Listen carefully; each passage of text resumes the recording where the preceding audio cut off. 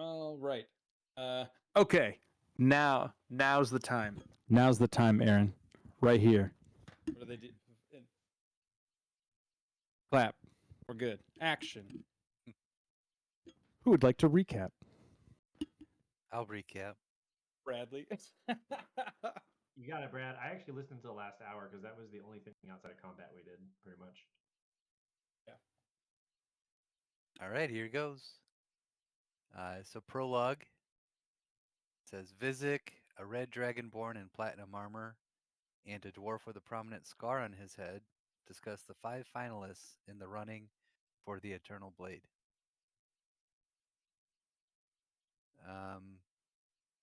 Anyone want to add anything? I didn't add any details, but That's great. Visick likes Urzok's chances. Oh, That yeah, should yeah, be yeah. good. He likes Urzok's chances, and he wants to mentally or physically dismantle all of them one by one until it's just the winner left. okay. So this is in combat. So Crowbar rages, melee attacks the large enemy. There was the guy shaking the wall. Enemy leader, which was I don't know, the charismatic dude, misses 2 rapier attacks at Urzok. Vern casts chain lightning at 5 total targets, slaying the big guy and the leader. Inconsequentially, an enemy's bomb was set off, killed 2 hostages, and hit Crowbar and Eric. Urzok's shield saves him, and Vern flies to the top of the wall and consumes a good berry. Urzok attacks the swordsman, who is now grievously wounded. Eric attempts to end a celestial summoning with dispel magic, but is unsuccessful. The swordsman hit Urzok with a couple attacks. The celestial summoning portal grows in size. The enemy archers are unable to move in the entangle spell. Land attacks, and one is even running from the battlefield. They're unable to land attacks. Teth casts Dispel Magic at the summoned Celestial, which fails, and he moves closer to the archers. Crowbar smacks a swordsman to death with his glaive. Urzok finds out from a swordsman that the bombs are about to blow. Urzok tosses one 20 feet towards the archers, one of the bombs, not the swordsman. Vern charms a large enemy knight to grapple the nearly summoned creature. Eric sticks an archer with 2 bolts, kills the archer. Eric moves away from the center of the field. Nearly dead swordsman detonates a bomb near the gate, exploding and damaging Urzok and Crowbar, and blowing a medium-sized hole into the Kazul entrance gate. A huge green monster covered in boils, stuck with many arrows, escapes the portal as well as escapes a grapple from the large knight, surrounded by a corrosive cloud. Teth casts a spell at the green monster. I didn't remember what that was, so it's not in the notes. Crowbar swipes at the green monster and hits, but is hit back with acid damage. Elias takes the dodge action. Vern casts Chromatic Orb at 5th level with lightning damage. The large knight disengages and moves away. Urzok hits the green monster with daggers and a Miriam warband, finding out it has uh, exactly 169 hit points. Eric moves closer, uses a dancing scimitar to slash the green monster. Green monster boulders past the party towards the gate and tosses boils back at several party members. Teth uses his sensor to divine smite the green monster. Crowbar ignites his Eldritch Claw tattoo and charges the green monster, but misses. Vern flies out over the field, twins Chromatic Orb at 5th level again to a bomb and the green monster. As his targets, he hits the green monster and the bomb, which explodes and begins to level multiple sections of the Kazul wall. Urzok activates an aura of buffing from a sword as well as casts Mirror Image and hits the green monster. Eric casts Heal on Vern, misses the green monster with the dancing scimitar, and retreats away from the center of the battlefield. The green monster strikes Teth and runs out to chase Eric. Teth hits the green monster with thunder and divine smites. The green monster's boils explode. Urzak and Eric cast absorb elements to reduce the acid damage. Eric casts plant growth and uses some holly sprigs to build up and retain the falling portions of the wall. Party's introduced to the angry Leonin, captain of the Kazul Guard, Orion. Urzak has a personal recognition of Orion. Urzak and Orion address the patch on the wall and the charmed knight. Vern then commands the knight to take off his helmet, which reveals a dark-bodied creature with bright, white, terrifying eyes. Vern receives the whip sword weapon thing the knight was equipped with. Urzak's investigation check of the battlefield helps his search for items. So far, I have a finely crafted short sword, 3 short bows, 3 small 2-pronged keys for the bombs, a boomerang, 13 copper, 25 gold, and 4 platinum. That's where my recap is ended. I knew I was forgetting something. I forgot to make the item for that. There was The boomer. the beautiful plant growth idea that you had, Brad. Yeah. With Plant the growth. spring. Mm-hmm. And Part of me is still mad that the dispel summoning didn't work twice. I would have loved to see that listen, happen for you guys. There was a variety of things that led to that book continuing to get summoned. So Yeah. it was meant to be. It also seems like, which you kind of touched on a little bit, but it seems like Urzak and Orion had some sort of good relationship in the past. You had mentioned he was pretty much very, very lawful. Orion was. Mm-hmm. You don't actually know anybody's alignment, but I would assume that Urzak is definitely a pretty good aligned character. So it seems like those two complement each other very well. If mechanics were visible in the game, Orion certainly would be just about as lawful as you can get, and Urzak could confirm that. Great. Let's go with prologue. What do I have here? Tonight's prologue is brought to you by Red Leaf Home brand candles. This one smells like garland.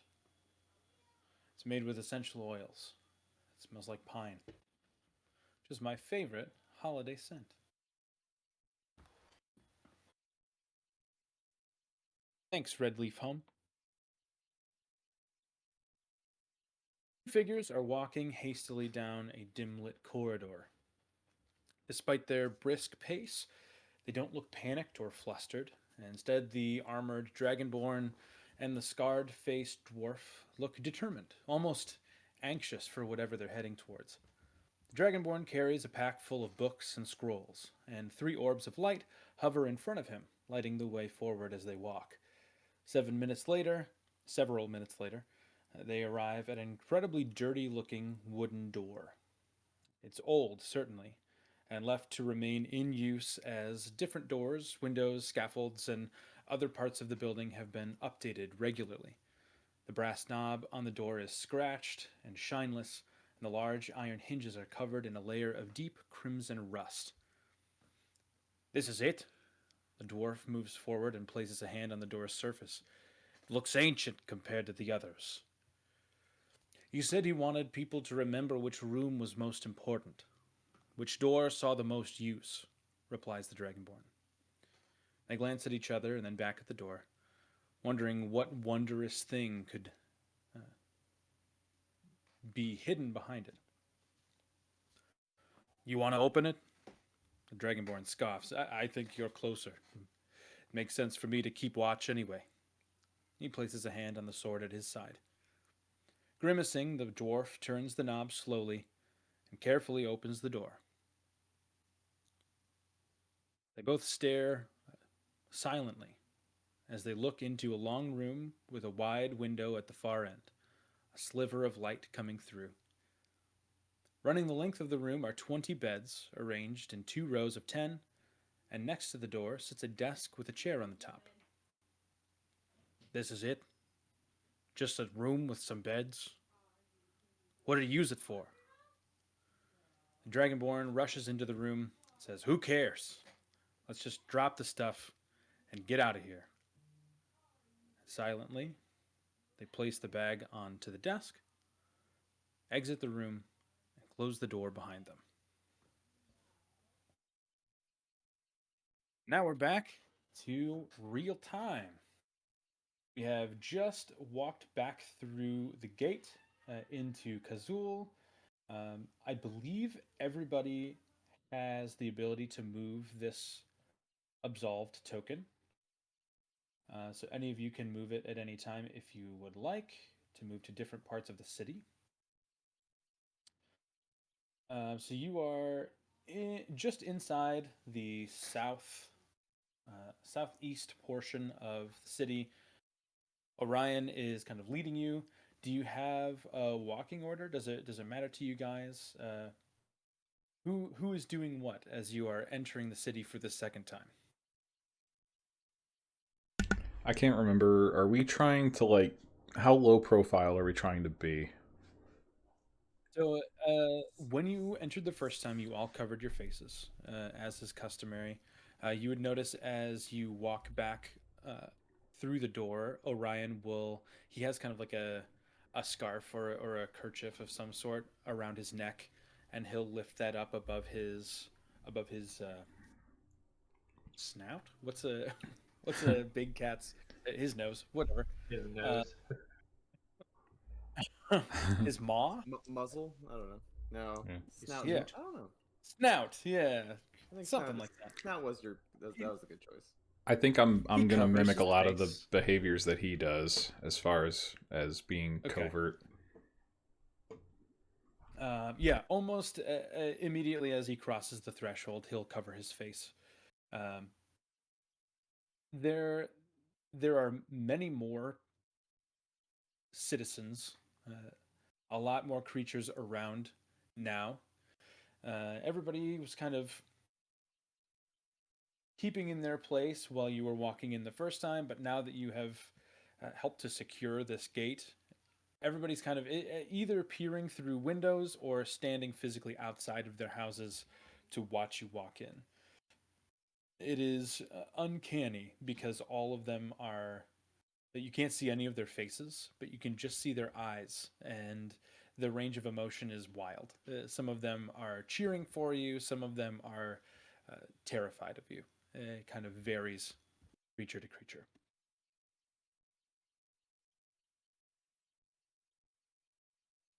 Gets back to my original question. Do you have a preferred walking order, or does it not matter to you guys? I guess like I'll- Urzak would be upfront with Orion at the very least. Because are we following Orion? We're gonna go and like help report something, or is he reporting something and taking care of all that? He is typically, Urzak would know this, so eventually you guys would have this information anyway. He is typically the person that things that need reported are reported to. Oh, okay. So he, as far as I know, at the end of last session, what you guys wanted to do, he is leading you to a more secure location to sit and discuss. So that's where he is going. You can certainly look at other places on the way, or ask him to divert before going to that. But that is his current objective. That's where he is leading you towards. Okay. Yeah, very much. The last session was like, hey, Urzak and Orion were talking. Urzak was pretty much taking the lead. It was like, hey, we need to talk. We need to talk somewhere where we can't, be heard, or at least like not out in the open. So that sounds pretty true to what I remember. I have no preference in the order of walking. Okay. I'll be somewhere in the middle though, and as we're walking down the street with all the people like looking shocked, I will like wave and smile in a friendly way, like like yes, we saved the day, all you have heroes in your midst, kind of thing. Not saying anything. I'm still just kind of following, but I'm soaking it all up and being friendly. The charisma. Oh yeah. Make a performance check, Vern.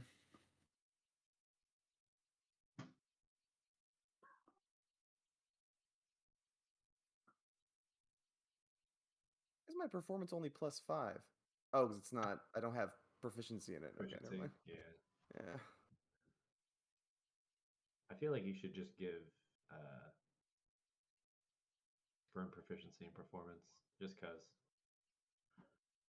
Yeah, I feel like Trent just gets performance proficiency no matter the character. Yeah, it doesn't matter. Yeah, just whatever Trent decides to play, you just get extra inspiration points at the beginning of every session that you can spend freely. Yeah, with a 16, you definitely win some people over.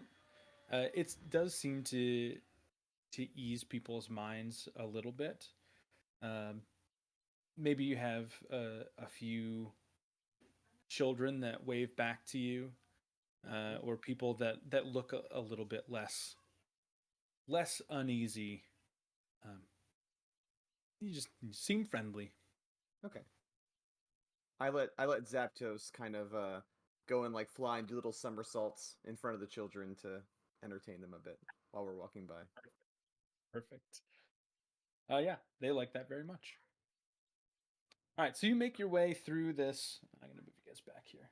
You make your way through this first section of the city, and this is you can look at the key down here, which incidentally is, I guess, difficult to read with this horrible orange background. Maybe I'll change that back to white. There we go. So this is poor residential housing. So this is all of the people on the fringe that aren't quite poor enough to be pushed out of the city walls altogether. So you see houses that are dilapidated, some houses without windows, without doors. Most of them have roofs, so they're not just completely decaying like the shelters outside of the wall. But certainly the city, the government is not doing what it can to help these people out. So as you make your way through, unless you decide to do anything else, stop me if you want to do something else. You follow Orion through this to, it's just the quickest route into the center of the city. You stop here at another gate. So they physically gate these sections off from each other, moving into the next section, which is primarily housing for the city's militia. So it's where Orion himself lives. It's where all of the people he has command over live in this green section here. You'll see a similar top of the gate that you saw coming into the city with a little bit less security because it's not an external wall. Orion gives a quick wave to the guard at the top of the wall, and you see the door open up top to bottom, or sorry, bottom to top, just like the outwards door opened. And he will begin to walk through, so you can follow him there if you'd like. Mm-hmm. Yeah, following. Yeah, love you. Do I get the idea that this city has seen a lot of conflict just based on how the sections are separated and segregated? What's your passive perception or investigation, either one? Passive perceptions 22, passive investigations 15. Yeah, with a 22 in perception, you would assume uh, more based on behavior than the state of the buildings and things like that, that everyone is incredibly sheepish, especially with Orion there. You get the sense with a 22 that he has a lot of respect. They don't necessarily fear him as a person, but they might fear him as a figure, if that makes any sense. They're more fearful of the possibility of getting in trouble, even though they know that he is a relatively an extremely just creature as far as military personnel goes. So just based off of the vibe of the people, uh, they're very skittish. So you don't have all of the information that you need to make that deduction yet, but you can definitely tell that things have happened and for long enough to put these people in a state mentally where they are afraid. Got it.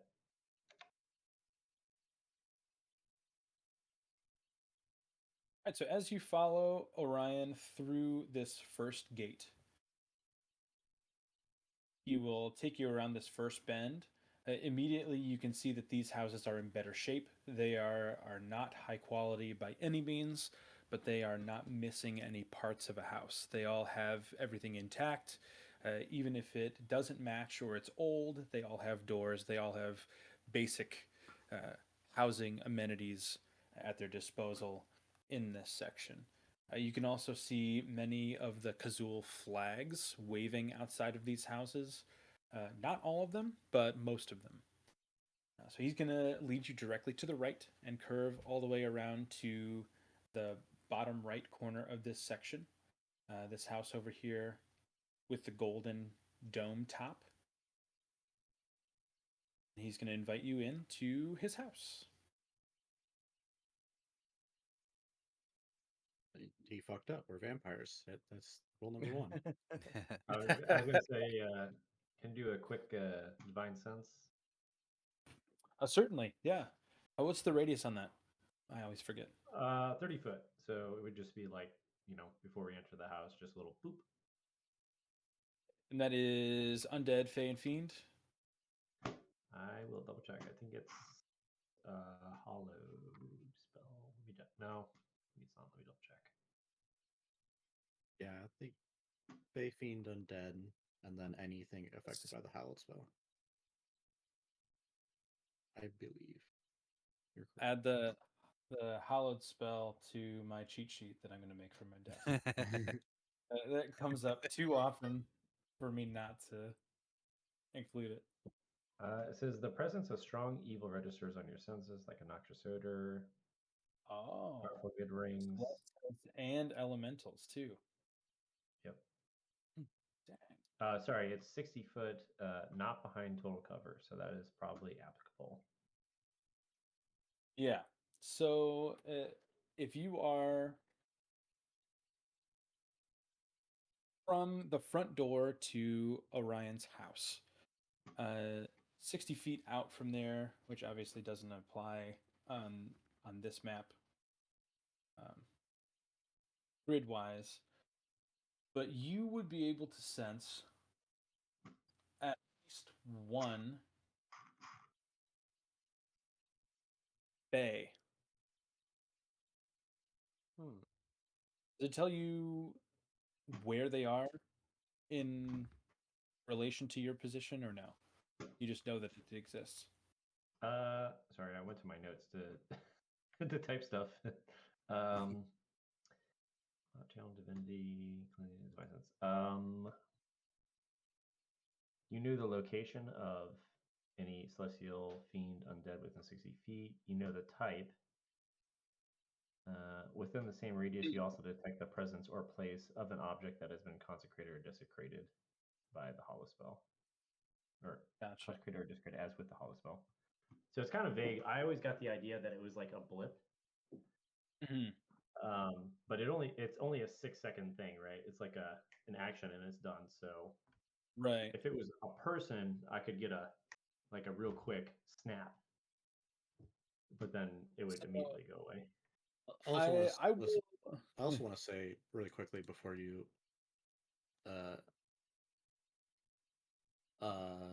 we messed this up. It does not have Fey on the list. I lied. Celestial Fiend and Undead. For hollow? The hallowed spell. Are all Fey hollowed? Celestials, elementals, fey, fiend, and undead can't enter the area. Right, but the divine sense detects things that have been consecrated or desecrated by the hallowed spell. Yes. Yeah. So if it was, it sounds like if it was manipulated or consecrated, desecrated. Wait, hold on. Let me reread this. Okay.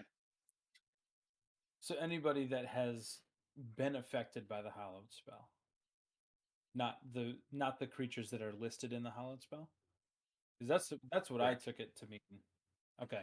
Yeah. Hallowed or Yeah. hallowed basically is an object or an area that people Right. consecrate or desecrate. Okay. So you as a player know there's a fae near.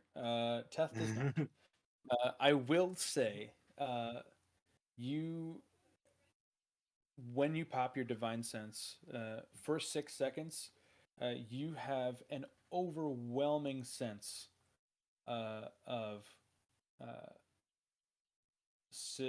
just security and calm and serenity coming to you from the north, and you would recognize it as a massive portion of hallowed ground. It's not within 60 feet, but it is strong enough that you do sense it up to the north. Okay. Good to know. And as far as like the detect good or evil part of it, I guess the main thing that Teth would be looking for is, he trusts Urzok. Urzok seems very confident with this individual, but just really trying to kind of pick up a vibe on Orion before going into wherever he's leading us, his home essentially. But just kind of like a real quick, because I think it states good or evil. It's like one of the first things this says. Yeah, Use the an action. noxious You can odor. detect good or evil. Yeah, detect good or evil. So he's looking for a nice, like, I don't know, like a smell of chamomile as opposed to like, fish odor from this guy. Yeah, if we're going by sense, I don't know if Teth can smell things or not. But using that as the analogy, this is an incredibly welcoming and pleasurable scent for Teth. Yeah, It seems very safe going into this structure. I feel good.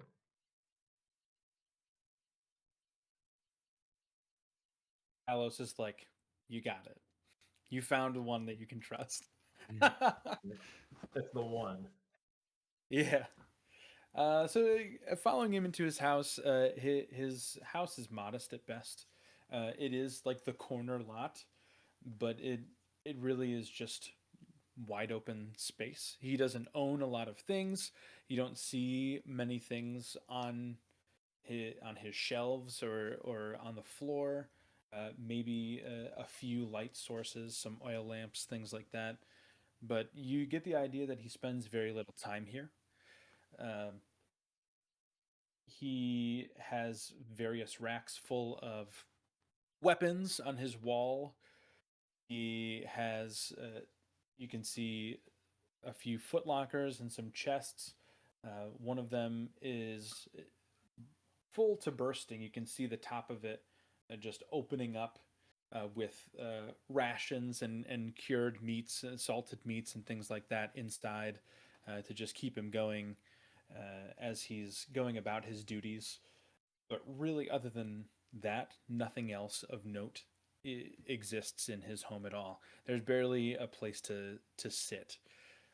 You can imagine he often sleeps in his office or in his uh, captain's quarters within the capital sector, or just on the floor, um, living far below what he gets paid to do for sure. Does anybody want to do anything upon entering the house other than Teth?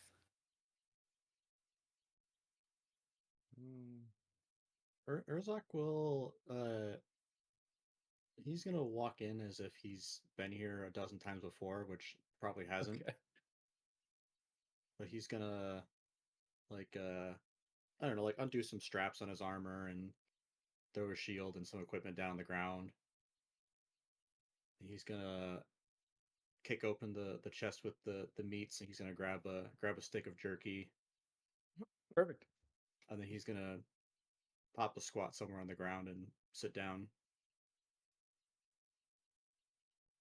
Orion will say, as sardonically as a lawful good character can muster, he'll say, yeah, if you think, please help yourself. After you've already grabbed it and sat down. Mm-hmm. But you can tell it is genuine. He would have opened that to you either way. Right.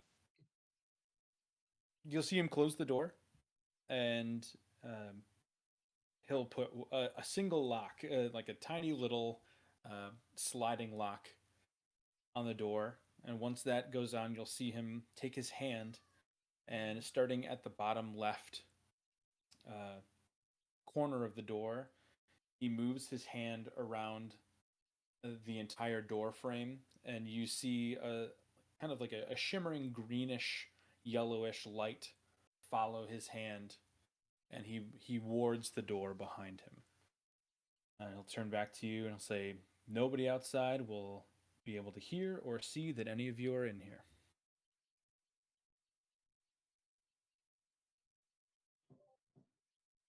Well, I suppose you've kind of met everybody, but I'll formally introduce everybody to you. Or I'll go down the line and say people's names and a quick sentence about them. A fun, quirky fact. What's the fun quirky fact about Eric? I need to know. This Yeah, is but not you. what. The quirky fact is coming that Urzak goes to say it goes to say Eric's fact, and Eric cuts him off and says his own quirky fact. Yeah, Oh, yeah. that's what I was gonna say. Eric cuts him off. All right, Eric, what's your quirky fact? I spent many hours upon ramparts with my father, learning the defense of a city back in Ponteg. Vern Old just Ponteg. like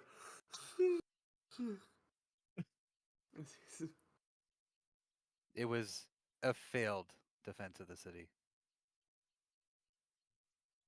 Dang. He'll say, that's good.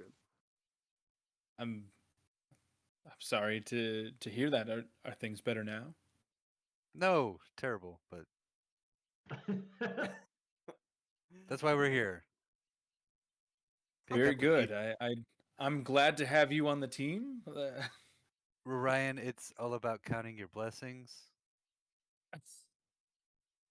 He'll say, and really genuinely trying to be nice about it, like trying not to put you down in any way. He'll say, Okay. I'm sure if we, any blessings that we have, I'm sure you can help us count them.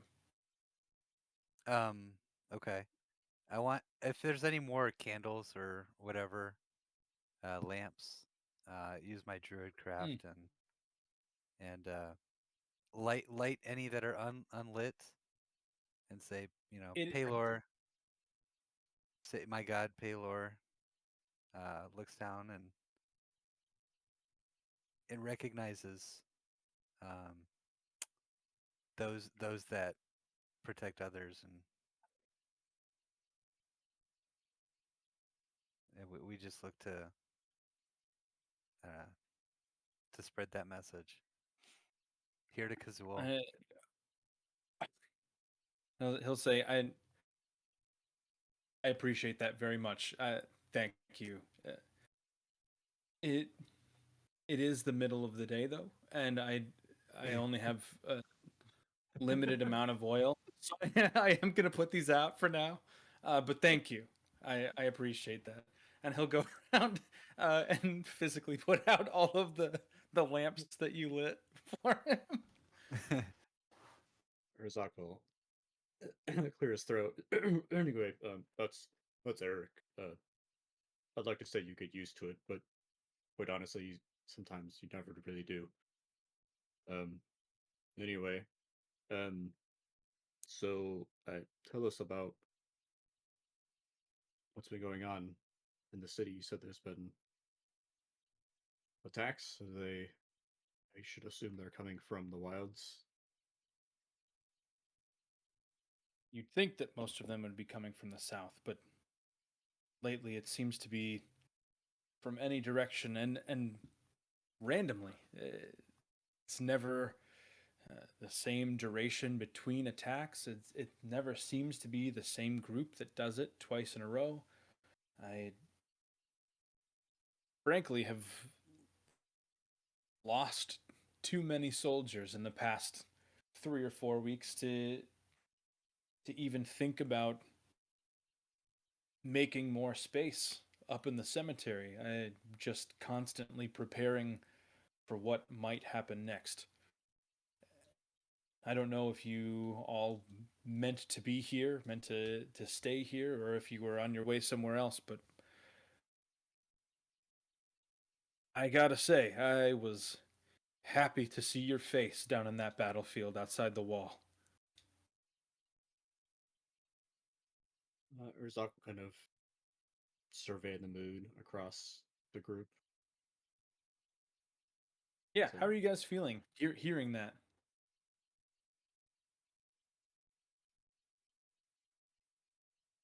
I guess I should ask it. Are people feeling like, yeah, sorry, buddy, we gotta go? Or are people like, yeah, okay, we're here, we can help? I don't know. I feel like with Vern will step forward and ask, so with these with people coming and going and all that, have you encountered anyone named Zethlo? And he'll That name describe. sounds familiar. And Isn't he'll isn't he like describe it. he's like a halfling, right? Or he's like a dwarf, or he's short, right? He is a He is halfling. small. He's a halfling. Okay, yeah, yeah, Being yeah. racist. incredibly short. He's incredibly short. Okay, okay. So Well he then. describes him. So the name sounds familiar. He says, okay. He'll say that name sounds familiar. I don't recall ever meeting him in person, but I have heard of him before. Where would I know him from?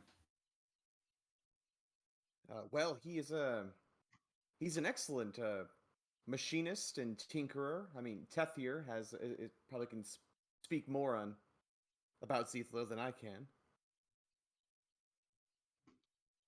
Yes, the reason that we are here, or at least in the area, is we are searching for this individual.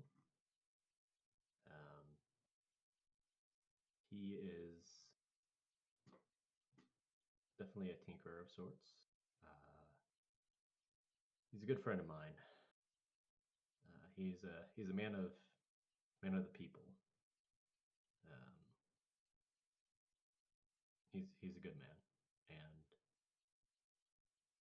we believe that he is somewhere to the south. But to be honest, we don't really have a very good lead on where he's at, except for the wilds, which is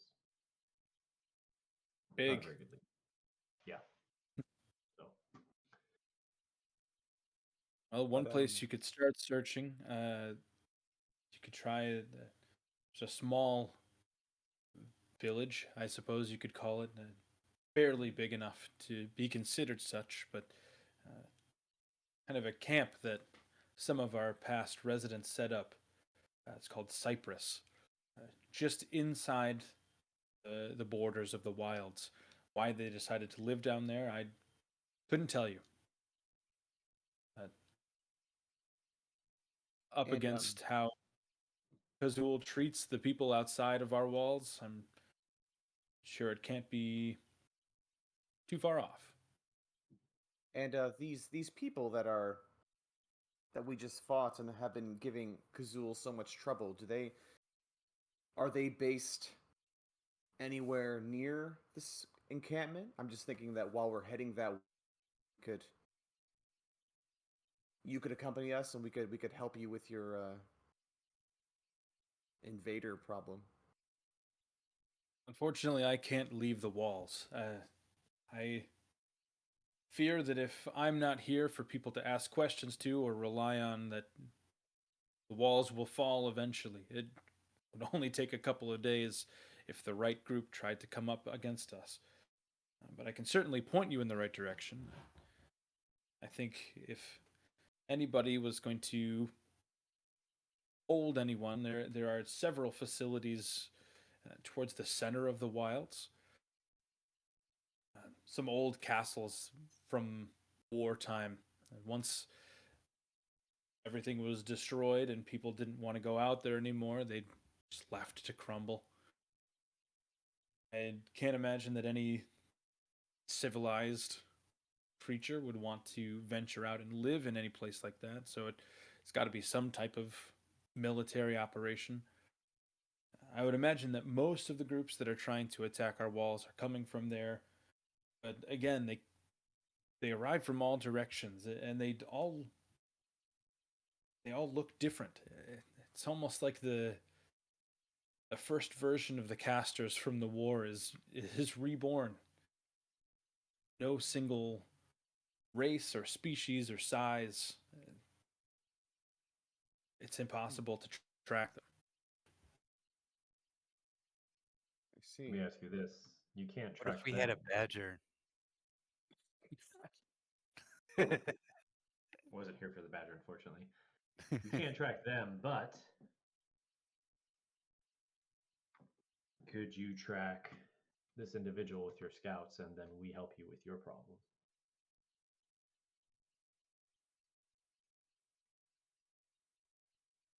I could Or do give you consider some it? men. I'm hesitant to lose any more people.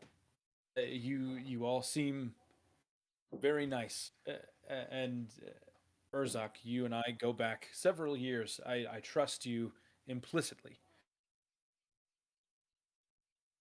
I can't, in good conscience, send any of my men into the wilds. I can't justify that. And all due respect, given the men that we had seen on your walls earlier today, I don't think uh, their assistance would be required. Um, I think pointing us in the right direction would be a great start. I Um, I agree, and maybe a weapon or two. You know. There are certainly some fine shops in our other districts here. We have plenty of uh, defensive items to go around. Any vouchers, My- coupons, maybe, for the saviors of Kazul? I just, as we were walking, I heard some of the poorer citizens calling us that, and it could look really good if you provide us something rewarding those who really help them in their time of need. and he'll look at you and smile, and he'll say, "It would also really look good if you'd use those vouchers to feed the poor." I totally agree, and the best way to feed the poor is we need to get more food into this desert kingdom. Am I right? If only we could think of a really fast way to move vast cargo from the breadbasket of Azura to this region. You know what, guys? What if we made a train? Do I have the spell silence? That's what I was just thinking. I was like, what spells do I have? We'll table that though. We'll table that. That's fine. So if you actually say the word train, Oh, they won't know what that is. he Will that? he will look at you very with a very confused look on his face, and he'll say, I'm very sorry. I have no idea what you're talking about." But he does look genuinely interested because he does want to get more food to his people.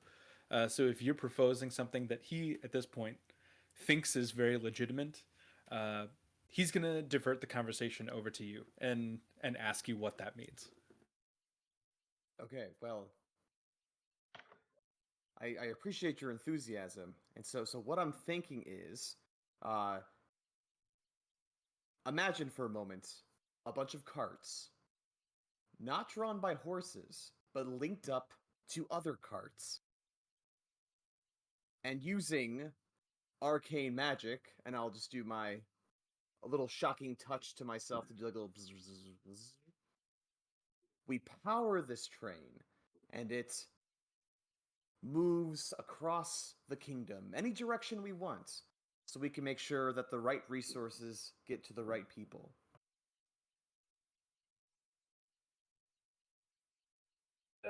That sounds all good to me. Do you have one of these?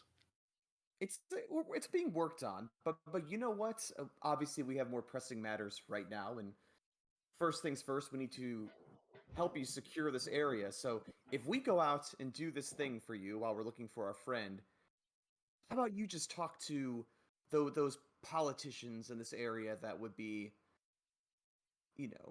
interested in a project like this? So maybe the next time we roll around, we can have an audience.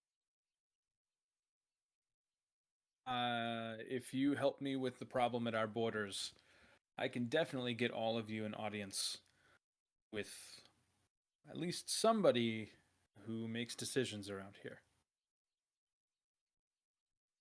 Wonderful. I look forward to that day. Speaking of those people, where's Hargrave? Has she not been around to help with this issue, or have you heard from her recently? I don't know what's going on with Hargrave.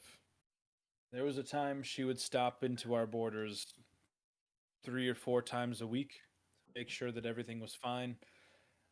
She even lived here for a short time, a couple years back, I think. Lately, just the last month or so, I've barely seen her. Man, I'd love to have her help with some of this stuff. And just to set timeline straight, Urzak would have seen her like a week ago, right? Yes, yes, Okay. in the coming through a portal. You would have seen her coming out of the desert portal and going into, where would she be going? She would be going to, let me check my map and see where these are. Sorry. Please hold She that would thought. be going. I'll be right back. Sorry. Okay. No, you're good. I can wait for later. Does anybody else have any questions right now, or I can keep going Do you have as. do you have any leads, or I know you said that it's different groups, never more than once, into session on the attacks. Do you have any, I don't know, any signs of them being a coalition to another group, or anything linking any of the groups? As I said outside the walls, there was a group 3 weeks back, maybe 2 weeks back. They were carrying an insignia that they said we captured one of them. Sadly, he escaped. He said that he worked for a group called the Chasers. And after that happened, 3 or 4 times more, we saw some groups holding that same insignia or wearing them on clothing, carrying banners, things like that. Total amount of creatures from those groups, I'm thinking maybe 35, 40, as just in the past 3.5 weeks. But that's not everybody. That's not all of the creatures we're getting at our walls. Some of them are not humanoid in nature at all. Some of them are monsters. They can't describe them any other way. this symbol. Do you have an example here, or can you draw it? He does, and he will draw it for you and give it to you.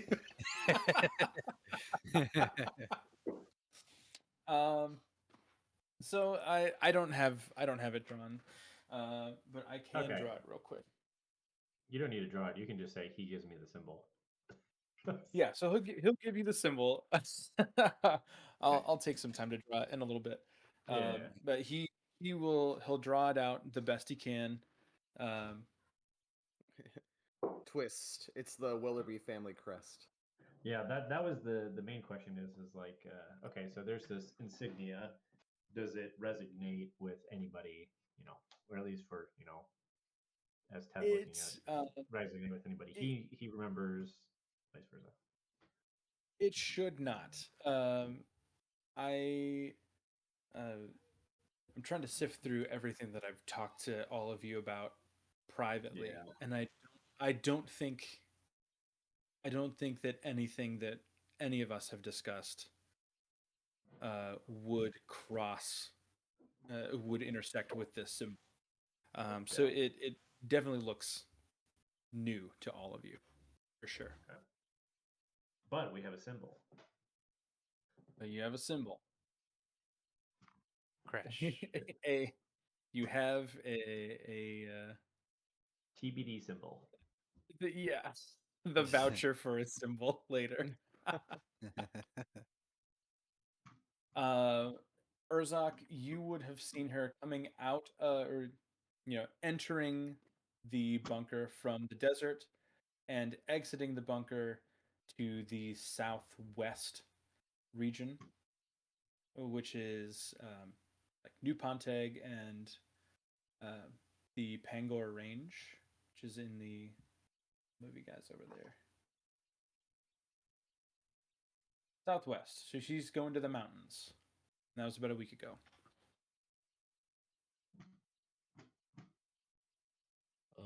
Well, guess I've seen her a lot more recently than you have. Last I saw, she was heading outside of her own territory for means I couldn't tell you, but I'll just say that I have a sneaking suspicion that the people who are causing trouble for your city might be the same people causing trouble for us. If not completely responsible for everything going on, they're definitely not contributing to the city in a positive way. So, What you just missed, Urzak, Teth asked him if there was any link between groups that were attacking the wall, and he said that several groups identified with an insignia that belonged to the Chasers, and he roughly drew a depiction of the insignia and gave it to Teth. So you would know that at least some of the groups attacking the walls of Kazul are Chasers. Do we Orion, sir, do you know what these groups are after? Like, are they just trying to raise your city, or is there something in these walls they want? Some of the more monstrous groups don't even speak. I don't know if they're just drawn here because they see other groups attacking us. I'm not really sure. The groups of more intelligent beings certainly, it seems like there's something in here that they want. Can't in good conscience let them in, of course. I don't want to lose any more people than I already have. But they just keep coming. So there must be something in here, right? Are they attacking on all sides, or are they All just sides. picking? Okay. Backtracking to the symbol, it may be new to all party members. Is there any like maybe language or religious um, things to glean off it? like maybe obviously looking at known languages, right? For Eric would be Aquan, Common, Druidic, Dwarvish, Elvish. You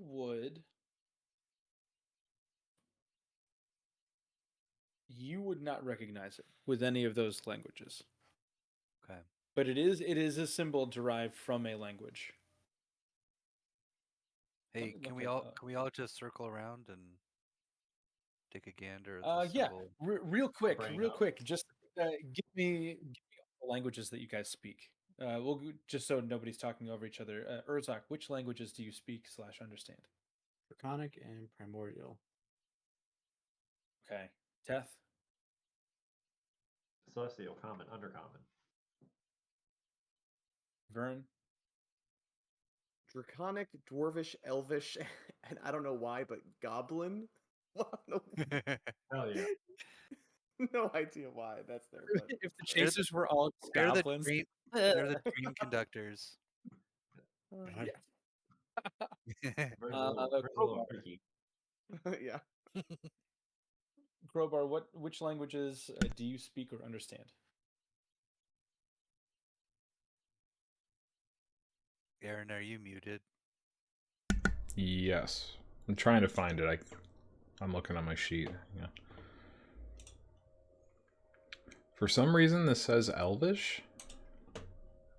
Maybe I didn't pick one. I don't know. Sounds like Or well, Crowbar's certainly like, Orcish and Common. I love the idea or the thought that Crowbar only speaks Elven this entire time. Yeah. I don't know what the fuck he's saying.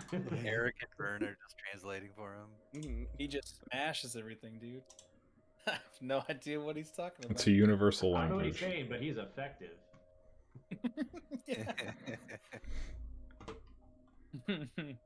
I think we've learned the word for door by now. Yeah, all I'm seeing under languages is Elvish. Mm. You gotta know orc. Like that's Well, gotta yeah. be a racial Yeah. It's background. Yeah. being an orc. Oh, it's a gotcha. background language. Yeah, I was gonna say you should at least know orc and then common. Orc and and then common, eventually yeah. another. I will say I suppose who speaks primordial again? Urzak. Urzak. It is the most recognizable to you, but not quite enough to understand where it's coming from. But it is very close to some primordial symbols that you know of.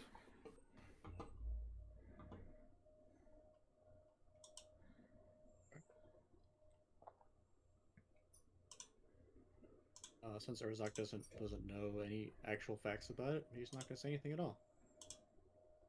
He doesn't want to seem That's stupid to fair. everybody, so he'll keep his mouth shut. That's fucked up. That's true. 0 stupid words makes you seem way smarter than 1 stupid word. So Exactly. good job.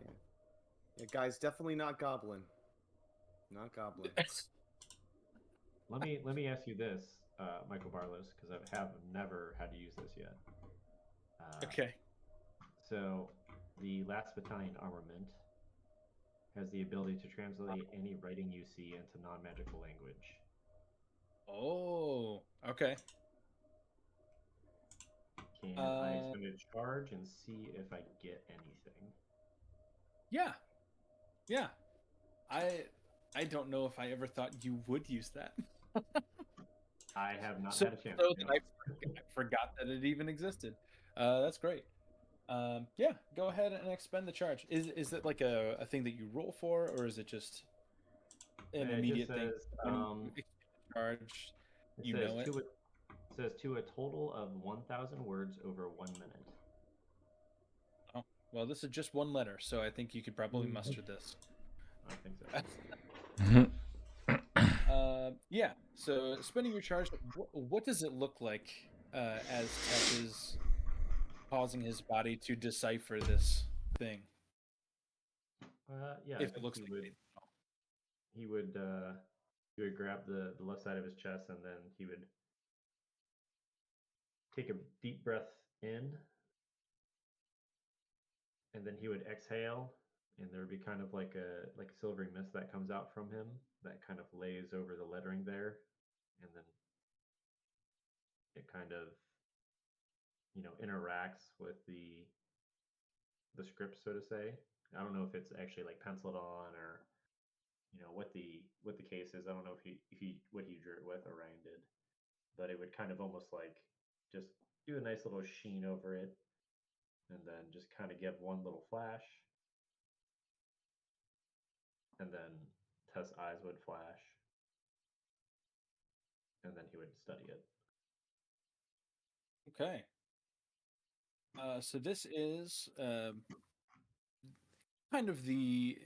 You could assume that it is a a commonization of two uh, giant runes combined together.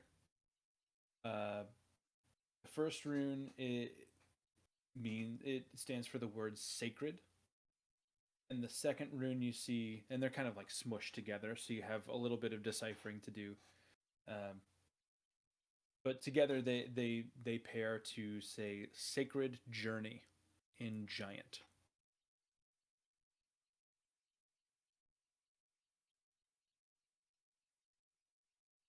Oh, that's interesting.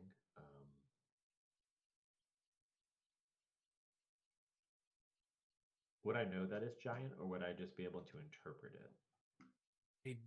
I don't know how to. I think coming from an item, like if Yeah. it was if it's like a magical ability that allowed you to decipher it, I would say yeah. But because it's just your armor, like I imagine like Yeah. in your HUD, it's just like changing it so you can read it in common. Yep. You know, I agree. I would assume that you do not know that it is giant. I would say that it just kind of like dissolves in front of you in your headpiece, and you just know what it means. It appears to say sacred journey.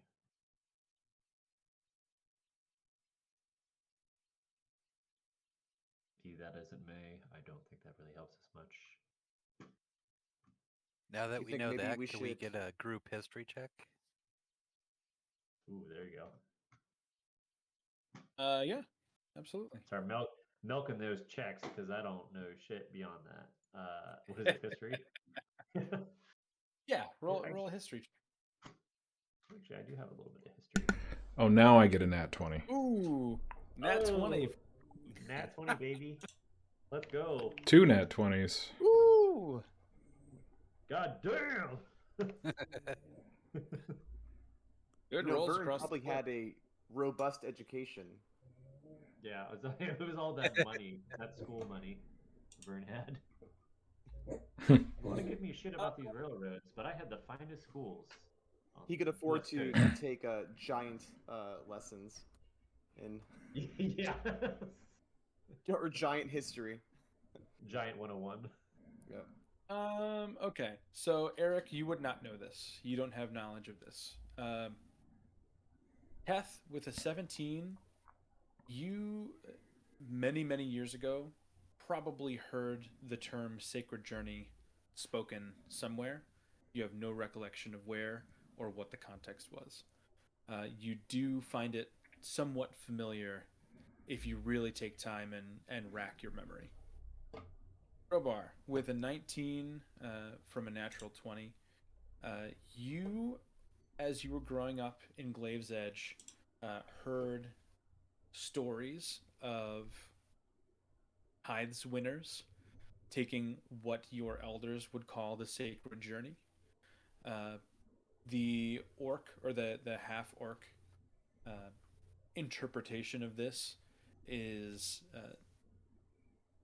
anyone that kind of ascends to national renown uh, and achieves something great as a citizen of Azura.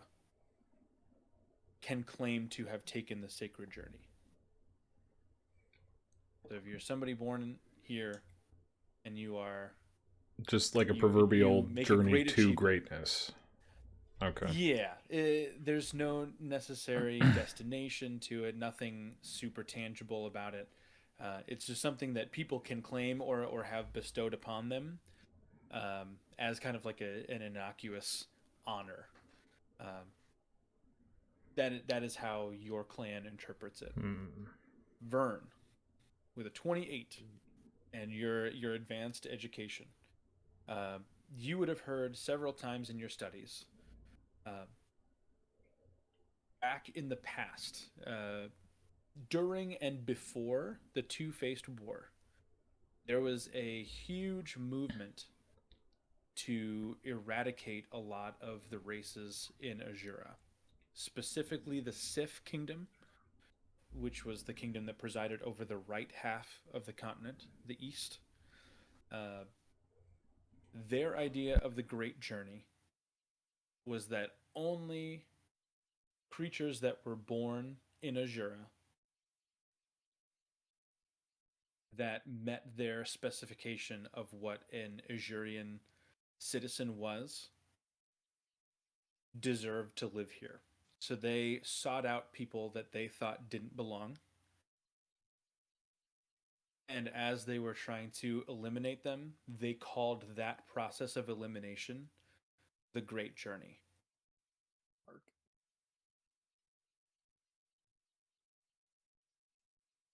And once the war happened and the casters took over, it truly was a Star Wars moment where the resistance rose up and toppled both of these governments, and that meaning was kind of changed and flipped on its head, and that's where clans like Crowbars and many other, especially rural clans outside of greater city limits, adopted it and flipped it to something much more positive, because it certainly sounds that way, but the origins of it are quite dark. Yes, as you said. You know, I just thought about Barlow's What's that? in in uh, in addition to what you just said. The slogan until R1. Oh yeah. Yeah, that's after you describing that, I'm like, oh no. And that is something that maybe you talk to Gail about. Maybe you talk to Gail about that next time you see her. Quite the repurposing from the Warforged. Yeah, for sure. Mommy, what did we do? Fucking killed a bunch of people, kids. Slaughtered them. Mass graves. That's what we did. Are you familiar with genocide? We took the sacred journey, son. This just sounds like what my daughter's learning in history classes right now, so this isn't a shock to me.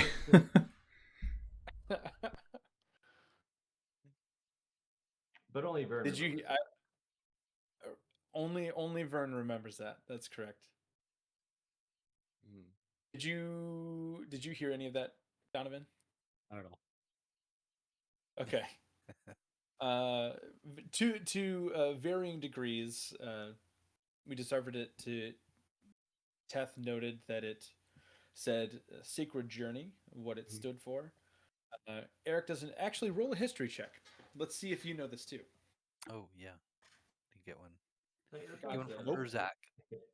No. It's actually a 12, but it was a natural 2.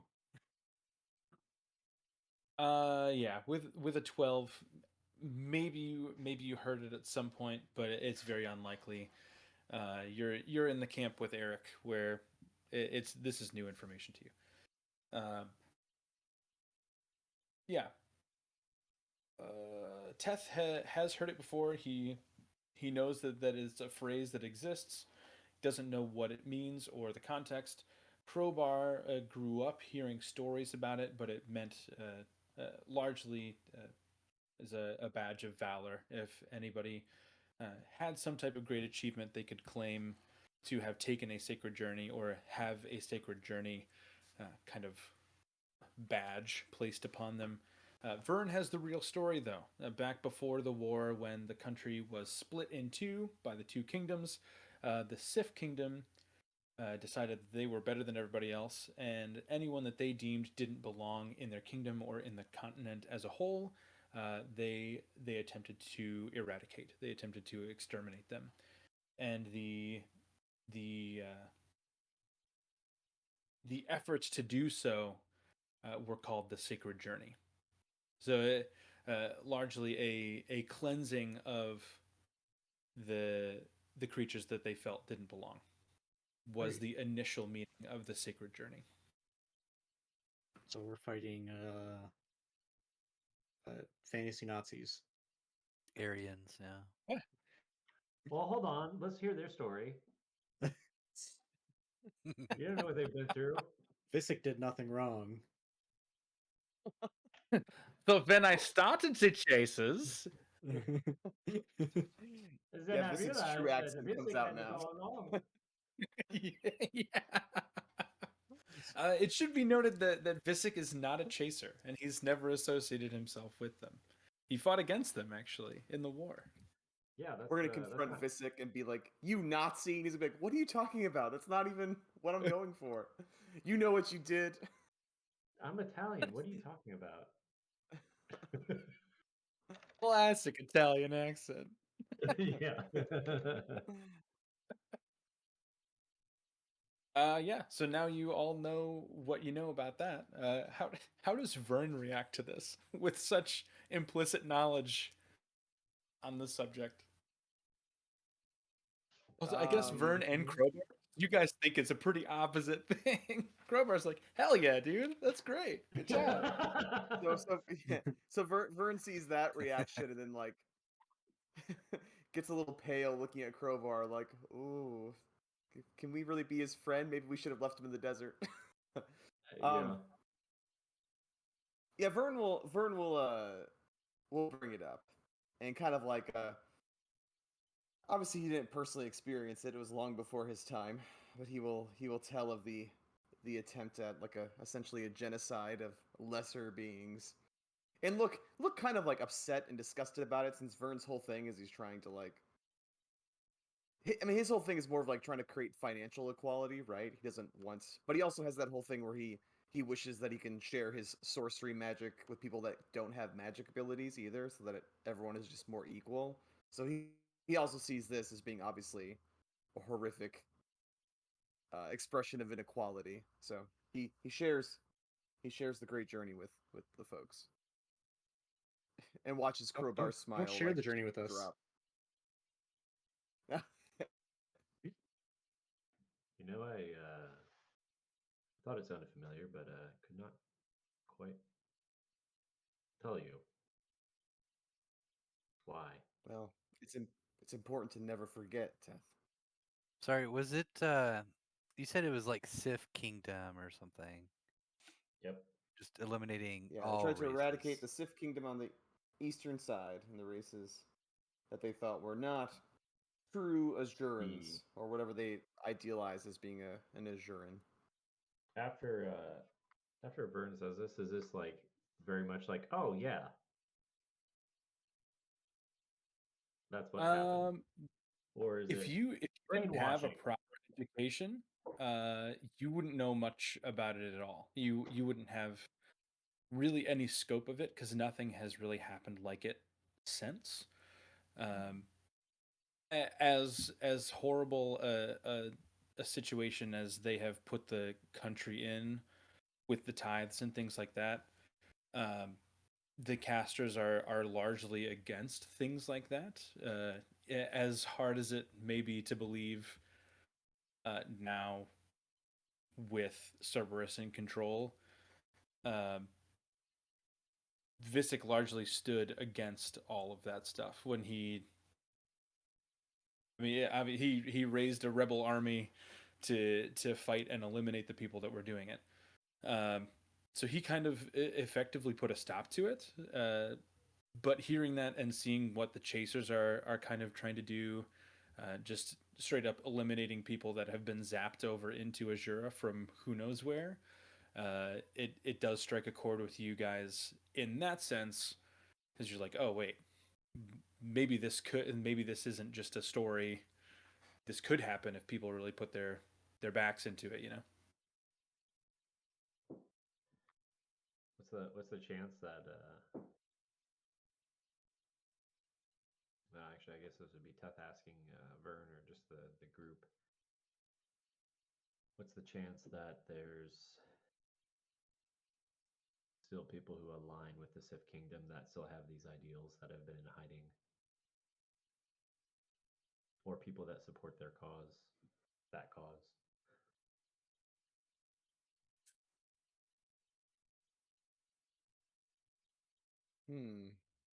I think Vern, you probably innately Would know I know this. of anything like that in Sharvasis? I think that if you, with your education, if you knew the other thing, you'd probably know that there are definitely people that are still seated out there somewhere, that are harboring alliances to the old Sith kingdom. And Eric, you would probably assume as much. Uh, as you know, the same is true for the Pontegs, which is the other kingdom. Growing up where you grew up, you know that there are still plenty of people that sympathize with old world ideals on your end of things. So it must be true for at least somebody on the over in the east. Um, Everybody else, I don't know. I'll leave it up to you guys. What do you think your characters would know about this, or theorize, I guess. Yeah, they're all hiding in Brazil. You know what Teth is worried about? Yeah. He's worried about people that he knows very specifically that are potentially associated with the chasers that were not confirmed or he's seen murdered. Yep. Yep. That's what he's worried about. I don't know. I don't know if you just discovered a plot thread that that has Yeah. been I sure did laying about beneath the 20 minutes surface. 20 minutes ago. Fuck. I'll let you just keep that to yourself until it happens. But I'm glad that you know about it now. Yeah. Well, it changed the trajectory of Teth. That's unfortunate. What was the question? Was it what? Change the trajectory of what Of we're doing? No. Teth. Yeah. Zetho is still. Sorry. I'm old. Um, uh, that's interesting. I think that I don't think anything's changed. I think we should still help Kazul Yeah. and continue on what we're doing. As frightening as a world like that sounds, it doesn't change the attacks that are happening and the risk of danger to this city. I mean, I can only assume that's why the wilds are what they are. Is because of that calamity. This will only bolster our own sacred journey, won't it, Crowbar? Hey, when we defeat these guys. Totes. Hey, sacred journey, let's go. We can't let them take the language and do what they want with it. Make I've Azura used great it my again. entire life. We're gonna rebrand the Sacred Yeah. Journey. Yeah. It's like there's a sacred journey there, there's a sacred journey here, there's a sacred journey here. It's like 5 different meanings for 5 different people. The absolved yes. are now the Sacred Journey. The Sacred Journeyman. Hmm. New name for this chapter. And suddenly, everybody is really keen to turn you guys into the casters. I don't like these guys at all. They do Although- not Real sound like bad vibes. The Sacred Journeyman, though, do would not be like- all about cultural appropriation. That's true. Yeah. You mean to tell me if the song is on in the car and nobody else is in the car, I can't say the N word? That's you guys. That's the person that you guys would turn into. I just want to do an I actual I Chris can't Rock say it, impression.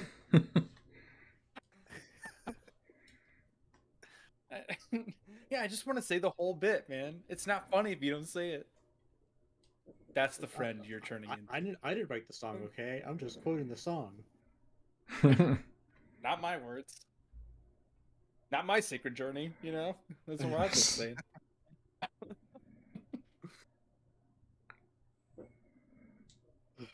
Anyway, great. This has been upsettingly eye-opening. Um, I don't want to overstay our welcome. Are we free to go throughout the city as we please, or what's things are a bit different since last time we were here? He will walk over to one of his footlockers, and he's going to procure a. How many of you are there? 5? Well, I guess Elias would still be with you too. He is going to take out 6 armbands. They're like red armbands with the Kazul flag on the outside. Uh, he's Ooh, gonna say, armbands, really? Ooh. Rat, let's rat let's change that. armbands? Sorry. I'm just I'm in the chaser's mindset now. He will give you some gray Rainbow. lanyards. Uh, they're gonna be like pendants that you can wear around your neck. Uh, Okay. and you can he'll give one to each of you, and he'll say, as long as you're wearing this, uh, any military personnel will know that you are a personal guest of mine, and they will let you through any of the gates, and they won't question you uh, unless you do something outright illegal or questionable. Uh, no one should give you trouble. Great. Thank you very much. We appreciate it. Of course. Are there any obviously time is of the essence. We don't have forever before we're gonna head down to Cyprus, but if you had to suggest maybe 1 or 2 shops that you would totally recommend we stop by to maybe get supplies, what would you suggest? Ryan. According to the latest Yelp reviews from Kazul, you gotta check out this pawn shop over here. No, he'll say something of the sort that he'll kind of maybe he even had that sounds like a thing that he would have on his wall. The one thing that he has on his wall is a map of the city. It's a hand drawn, uh, you know, a an original cartographer's map of Kazul, and he'll point you to this area right over here, which is in the top right corner of the market district here, and he'll say that's a good place to shop for different clothing and rations and practical supplies like that. If you need to stock up on anything of that nature, you can also head over to this large green building over here. That is a big forge. So they sell weapons and armor and things of that nature. And then if you're looking for more mystical things, you can find these buildings, these gold dome buildings to the south. You can find some more artisanal shops, things that you might not find in smaller cities. Really rare but expensive items um, that you might not know you needed.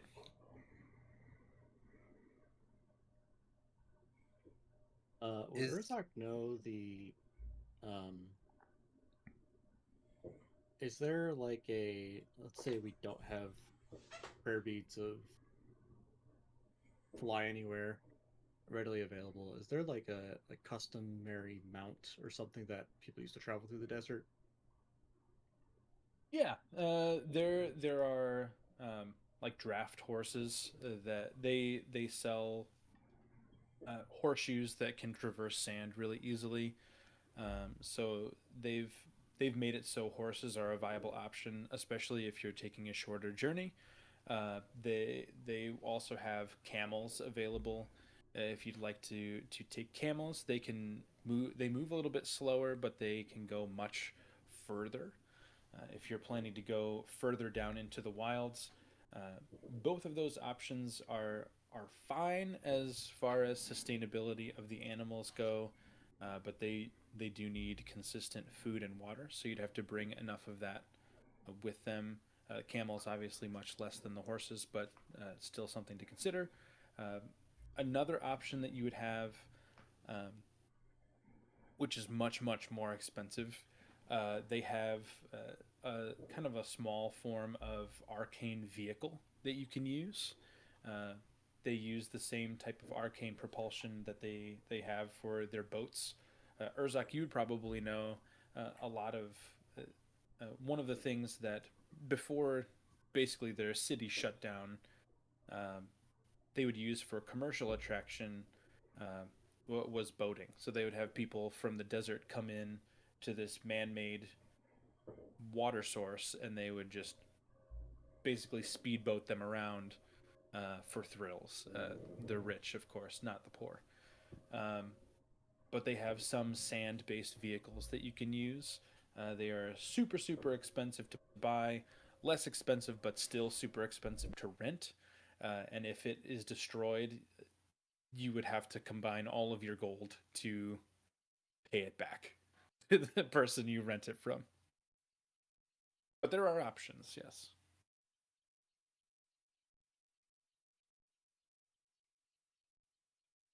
Ryan, do you do the security for this entire city? Yes. Do you have a lot Tiresome of? job. Oh, I imagine it's quite large. Do you have a lot of encounters on the sea, at least near the docking area, or is that being attacked as well? I guess is what I'm getting at. So, just for clarification, I guess, because this map gets cut off, to Yeah. make this simpler, uh, this section down here in the bottom left, I'm just going to say doesn't exist. This is sand down here. I'm going to color this in real quick. Okay. This is not water. This is Yeah. all sand. So you can Kind of where it imagine cuts off. Yeah. this is all walled. Um, so I would just say imagine that this place down here just connects. Use the bottom of the map as the wall line going straight across, uh, just for ease of visualization. That wall goes all the way down to the bottom of the water source, and it goes up much higher. Um, and there are no openings going out. Obviously, there's no water flow going out into the desert. So there have been no reported problems um, at the water wall. It is mostly at gates, so they seem to not being attacking the wall itself, just the entry points. Okay. So it's pretty much like where it cuts off into the white. That's kind of the water wall. Yeah, let's do that just for Okay. make it Yeah. easier. You can kind of see like because the reason I was asking is because there's barricades here, there's barricades here, there's barricades here. Mm-hmm. I just wasn't sure where, because from here it almost looks like this entire thing like goes into water, but I was like that doesn't make sense because it's a desert. Yeah, so it just So cuts off right here. so it's like kind of more of a natural, probably like a natural, I don't know, like a big oasis, right? So Or does it is oh, man-made. Urzak would know that it is completely dug by hand and oh, likely filled magically. okay. Hmm. Well, I'm sure you've already considered the possibilities, and I know it's quite expensive, but don't know if there's any way to help fortify some of the gates, anyways, that touch the water. I know it's kind of cut off, but kind of it's What? kind of hard to line of sight. You can't really see, I guess. Right. Yeah, because initially I was thinking that the water went out. You know what I mean? Like it went out into Yeah. the white. So It does not. So that is, think of that as just a solid wall going all the way across. okay.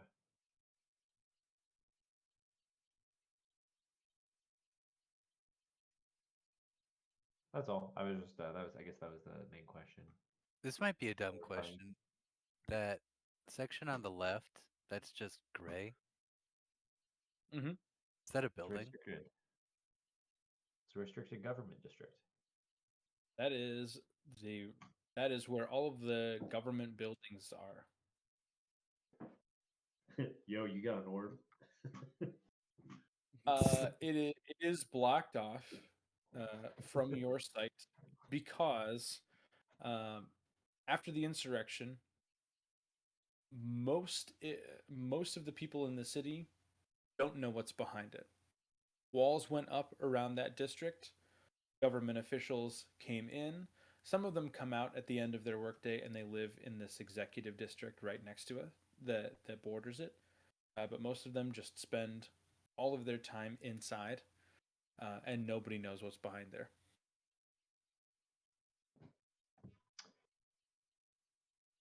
This is gonna sound silly, Orion, but who do you report to? A direct report. I suppose my answer is as silly as your question sounds. I report to an arcane voice box right outside of the government district. Don't know who the voice belongs to. I get my orders from them. I report back to them at the beginnings and the endings of my day, and then go about my job. Do they It seem is. Go ahead. do they seem unsympathetically responsive to your reports in the last month? They certainly don't care about my safety, that's for sure. Nor do they care about the safety of the poor citizens. I'm not sure if you know much about what happened in our city. We had a what some would call a localized terrorist. Uh, Spent most of her life helping those that are down on their luck. Ran an orphanage actually in the center of the town, and she had some issues. Thankfully, we had a group of passers through that were able to stop her before anything catastrophic happened. But ever since that happened, all of our government moved to a consolidated area, and they are completely secret. It is one of the most frustrating parts of my job, not knowing what is behind that wall. Shout out to Lady Tiffany. Yeah, I know, right? Yeah. Shout out to your girl. Was this individual incarcerated, or how long ago was this? 5 years ago. Oh, Uh, so it's been recent. Okay. she was not incarcerated. She. I don't really know how to explain what happened. One of the individuals that was integral in her defeat just took her. I don't know where she went. She's clad in all black, uh, talking to everybody about being an oracle or some sort of. I'm not really sure what happened, but she was in our custody for a few days. and then both of them were gone.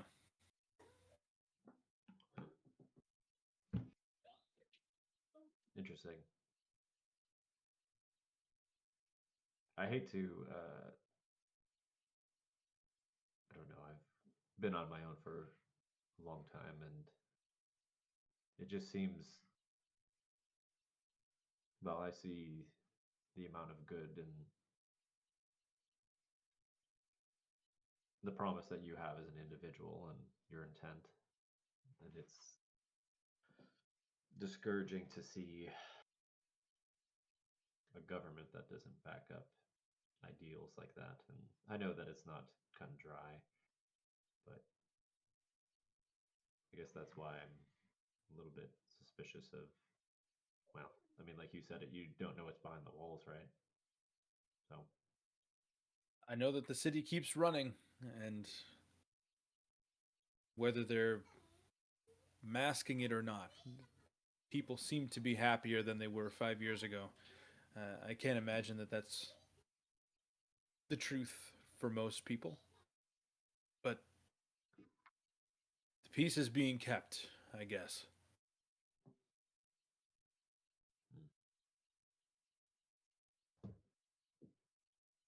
Well, I'd Well, say even if that was completely true, I don't think we'd be having this conversation. But You're right. I suppose that's the company line that I've been repeating to outsiders for too long. It's time to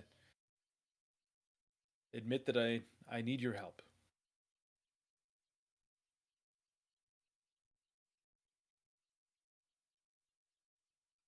as I don't suppose Urzak, that's anything Urzak would have a place he would ever would have been to as like a, I don't know, a political figure of sorts. I would almost guarantee that you would have been paraded through here uh, 80 years ago when you Mhm. became the Eternal Blade.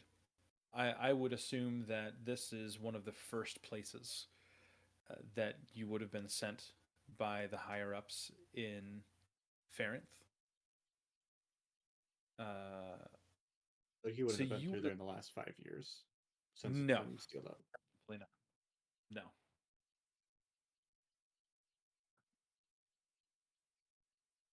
Well, no. I guess we wrote the canon a couple weeks ago when they asked you how long it had been, about 7 or 8 years, and you said yes. I think you said yes, something like that. Yeah. I think that was about the duration that we came up with. Well, unless anybody else in the party has anything else, I think we're gonna find a place to stay for the night. We had a long journey and a weird welcoming ceremony. Um, Thanks for your hospitality and your words. We'll be in touch. Of course. You're welcome for the meet. You're welcome for saving your city for you. He'll chuckle at that. I'll say more than fair, and he will step over to the door and unward it, and he will open it for you.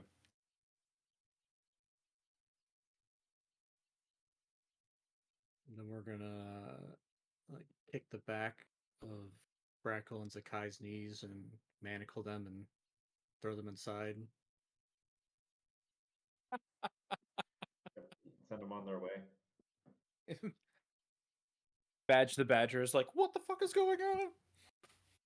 I imagined it was one of those things because Brackle's patron would just like the floor, the ground would become water, and he just suck through, right, or something weird. He would just suck through the Yeah. world. Yeah. I just imagined Zakai was just talking to Brackle, and then all of a sudden it just they both went down. Both You of them just- they sucked them both down on the floor. Oh god. Oh, what are you With the drinking? Badger. Yeah, with Badger. Poor Badge. He's about to see a whole world of adventure. Badge the Badger. All right, what are you guys doing next? I know I said it's been a long journey, but I don't remember how long we were actually traveling for. Several hours. I know that it was at least 3, I believe, because it would wind walk like it's a crazy amount of speed compared to walking. Yeah. I can't was it remember what 100? the. What's the spell? I think it's more than that. I think it's like 300 with 300. dash. Yeah, Yeah. Flying speed at 300 foot. so 600 with with dashing. Yeah. Yeah. So I think it was like 3 hours. Don't Okay. quote me on that, but that feels right. 3 hours in the desert, and then you had an entire morning in the bunker, and then Morning in the the fight. bunker, then 3 hours. Yeah. So it's solidly midday now. You're probably looking at 3 p.m. ish. Urzak will turn to, I guess, Vern specifically and say, well, city's ours for the day. Do you want to go check out these shops before we find a place to stay for the night? Yeah, definitely. And Vern will suggest heading to the one closest, which would be that magic shop, like right here. Or no, here. Right? Yeah, it was somewhere in that area. Yep. I believe. Okay. I'll circle those actually, just for ease of visibility.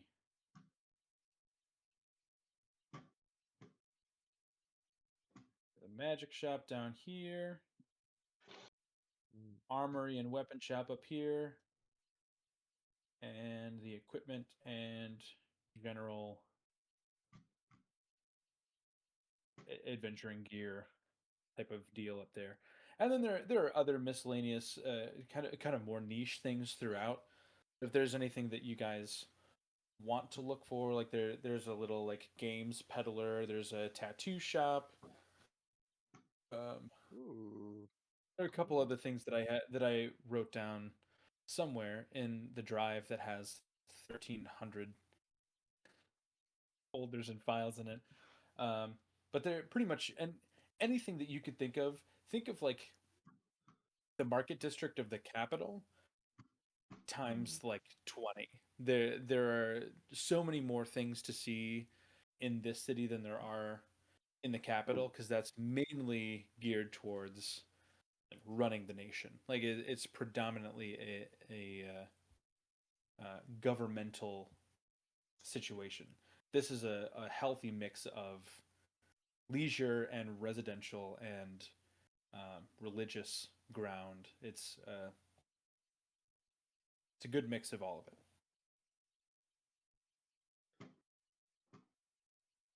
Is there You're a going to go ahead. Sorry. is there a pet shop?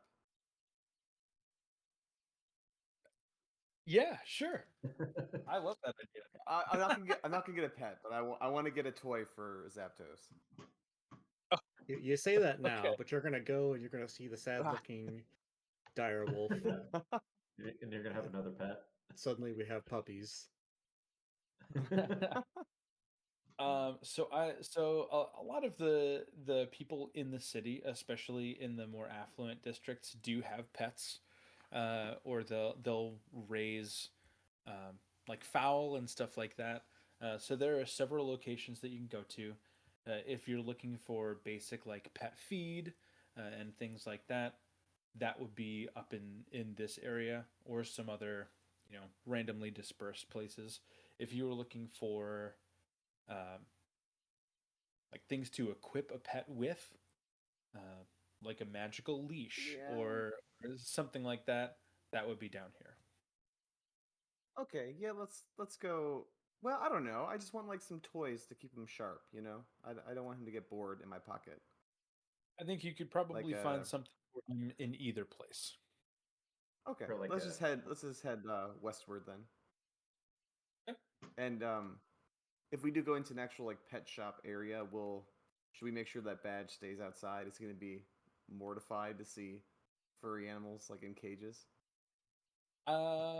So Badge, just so I'm not making any decisions for Michael Fitzko, I believe that Badge is most trusting of Zakai.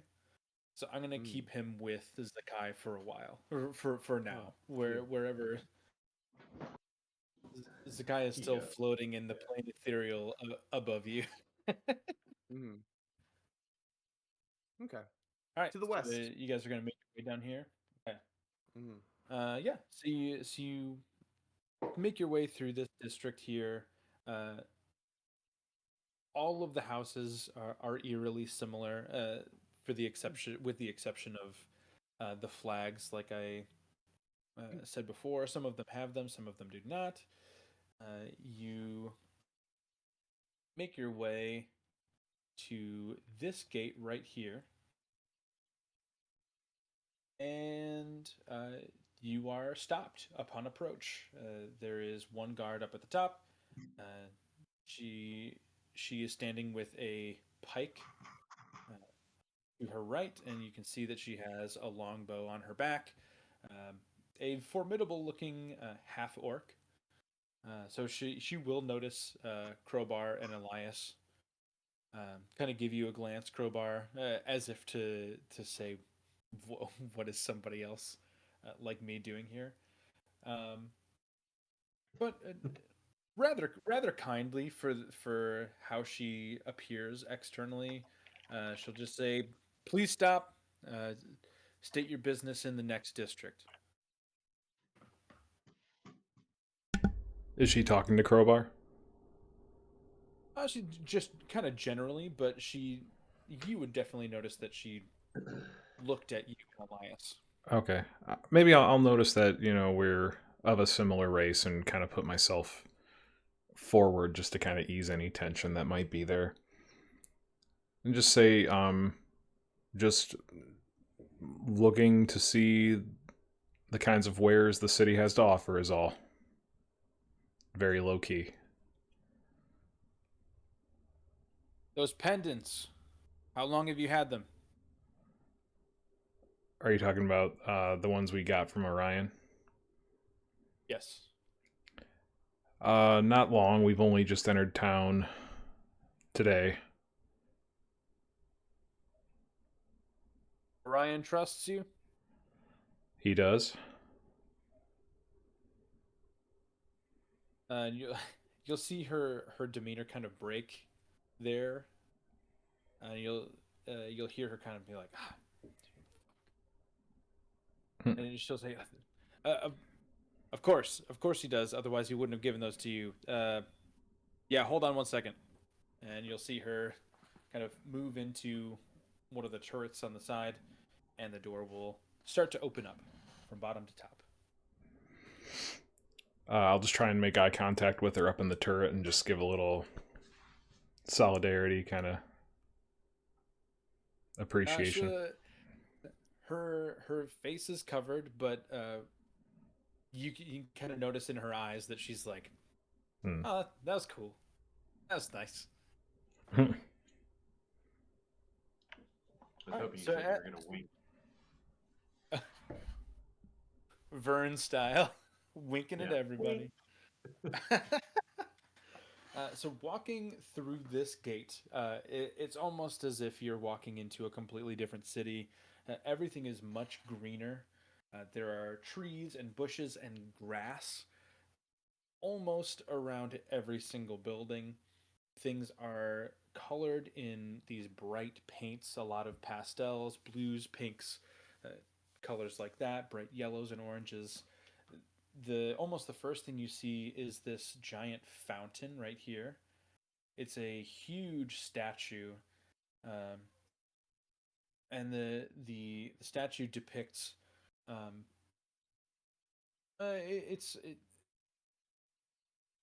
it's hard to tell. It's a very tall creature. Obviously, it's not 1-to-1 scale. It's a little bit bigger than a typical humanoid would be, but it's a very long coat, and kind of a medieval version of like a fedora style hat. Um, and underneath the hat, you see the almost a lizard like nose, like a some type of that. And in the middle of the coat, you see one arm just kind of sticking out of the middle of the coat. He seems to be a very slender figure for how tall it is. So you think that's weird, but he seems to be very happy. The expression on his face is just happy to be a statue, man. Happy to have been carved into stone.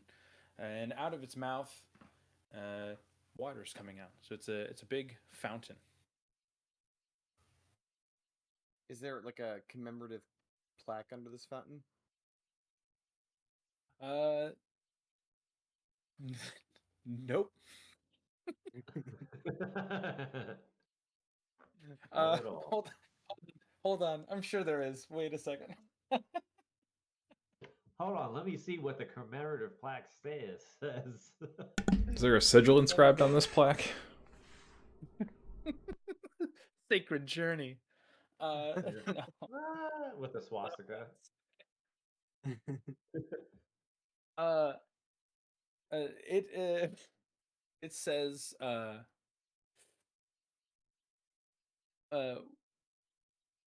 one of our saviors from the insurrection. Mm-hmm. All one word, Bartolomeo, and then in parentheses underneath, it says Scorpio, Cancer, Pisces. Yes. Good. Good. So there's his three signs, his three Yeah. I can't think of what they're called. Horoscopes. Yeah. Yeah. Upon getting closer, you would notice the face of this creature, is very clearly a kobold. Mm-hmm. Okay. Very obvious.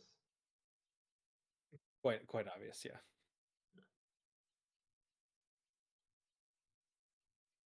I guess it's still me. Is this thing So you- for this? Sorry, this is in the street. This is a pretty sizable fountain. Yeah, it's like 9 feet tall. Okay. Big old statue. Can Vern buy it? Put it in his garden back home. You would. So there's nobody around claiming ownership to this statue, but I'm sure for a price, you could negotiate its sale probably. Okay. I'm gonna make a note of that for later. So we're gonna get that statue back to my Okay. mansion in Charvassus. Your people talk to my people, and then we'll figure something out. Mm-hmm. It's like one of those scenes for like a Bruce Wayne scene where he can't get into a club and he's like, "All right, hold on 1 second," and then he buys the club. It's like Oh now yeah. walk into the club. Great, yeah, amazing. Yeah. So you see the statue and keep going along this path. Uh, Certainly not as busy as you would all be accustomed to seeing a market district be. Definitely not as bustling as the capital, for sure. Uh, you can tell that the people that are walking around this part of the city are looking for something specific. So they're not here to just shop around. They're not necessarily like they're going to the boutique instead of the grocery store, essentially. But you make it to the front of this place up here, and it doesn't have a nameplate on it or anything. Nothing to really specify what anything is called. It looks more like a flea market type of thing, where it's a conglomerate of a bunch of different people kind of selling more specific items. So you can see as you walk in, think like food court at the mall is how it looks. There are a bunch of different storefronts, and there are people kind of standing out in front of them, trying to like entice you to come into their stores.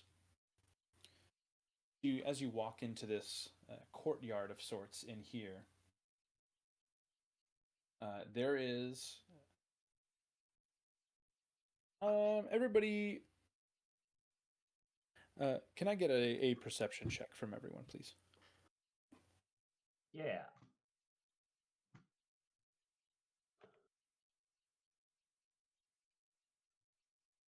Almost as good as it gets.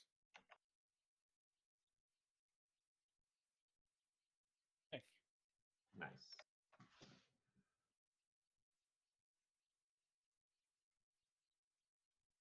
Okay. So the Crowbar, you're kind of tending to Elias. You're trying to make sure that he's behaving. So you're not kind of looking outward here. Maybe Elias is still thinking about that guard, and you're trying to cool him off a little bit. He's a handful. Yeah. Teth, you are the first to notice. But shortly after that, Vern and Urzak, you both will notice as well. There is a very small, old, looks probably centuries old at this point, halfling man who is staring, his eyes going back and forth between Vern and Urzak. He is staring at you two specifically from a far stall, kind of in the corner of this courtyard. So if you're looking through, like you're going through the entrance, all the way across from where you are in the very back, there's this little guy who's standing in his little shop, and he's looking at the two of you, and it's very obvious that he is looking just at the two of you. Like he sees your group, but he's singling the two of you out. Hey, Urzak, did you notice that guy over there? Yeah, I see him. It's about Do- that do- point that Teth walks up and then goes in front of Vern and then just looks at the guy at the stall. You will break his concentration. He was definitely focused, and when you step in front of them, he'll kind of snap out of it and look at you, and then just very quickly try and make it seem like he's going about his business. All right, Vern, do you want to be good cop or bad cop? Ooh, I was born to be bad cop. I'm sorry, good guard or Like- bad guard? I was gonna say I really want to see bad guard Vern. Yeah, I'll be bad guard. I'll try it. Vern loosens his ascot around his neck a little bit. Yeah. Oh, he's getting in character. Uh-huh. Vern's also like dripping blood from. Well, you maybe should be better off than Urzak right now. No, I was healed. How am I healed though? Yeah. Were we all healed? Vern is Oh. Vern is I think- feeling much better than I think Urzak and Crowbar. Eric. I think Eric gave you Yeah. Oh, that's right. a Yeah. heal. Yeah, Urzak will walk up to the guy. He'll say, "Oh, good day, friend." Hello. It is a good day.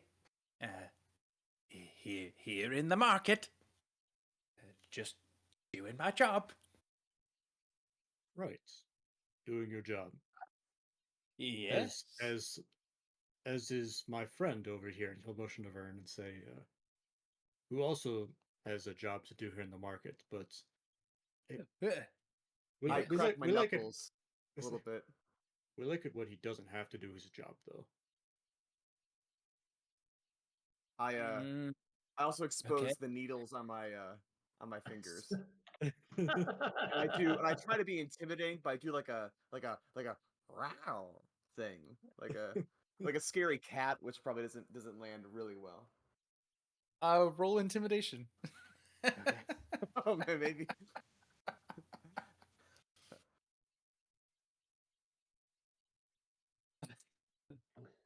There you go. Okay, pretty scary cat.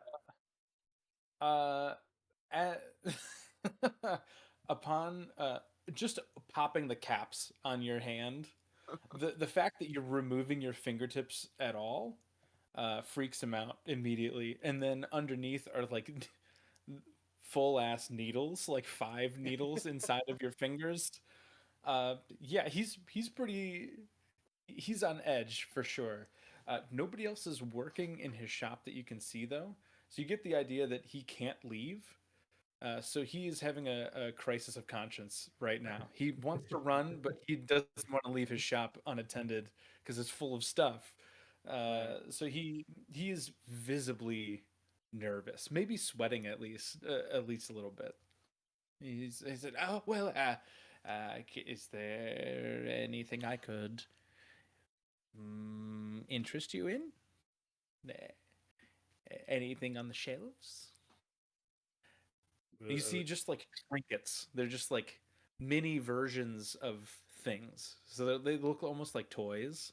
Ooh, So they're like little boats. They're little houses, little buildings, little animals, Oh. things like that. They're just like little figurines. Urzak would completely ignore that sentence. Whatever the guy said, completely fucking ignore it. He's just gonna say, "Now listen, I'm a nice guy. I don't want to see anybody get hurt. In fact, I'm your friend here, okay? I'm holding him back from hurting you right now. So Vern sidesteps behind Urzak and then kind of pushes into Urzak's back like he's trying to get at the guy. Yeah, he is frightened of you at this point, Vern. You have needle hands. So he will physically recoil back when you do this. all right, Vern, all right. I cap him. What you are going to do for us is you're going to answer our questions, and you're not going to Okay. tell a lie. Of course. What? Nope. Urzak will turn back to Vern. Say, what are we asking him? Probably why he was looking at us so intently. See, my friend here, he doesn't like the way you were looking at him. So, why were you doing that? Stop that. I promise. I didn't mean to. Um, hmm. I just both of you have an energy about you that I haven't noticed on people or anyone really in very long, a quite long time. Certainly not here in Kazul. I used to live far off out west. I can't quite explain it. I don't know what it means. I just you have very unique auras coming off of you. Urzak will like kind of push back into Vern and make it look like he's holding him back again. But meanwhile, Vern is kind of like blushing and starting to smile a little bit, and he's like, "Oh," he's trying to shake it off. Like, I'm the intimidating one. But he was liking the flattery, and Oh, like, he's- "Ooh, a glow about us," you know. He's hot, flushed with rage right now. Yeah. Don't think I can hold him off much longer. Okay. I promise.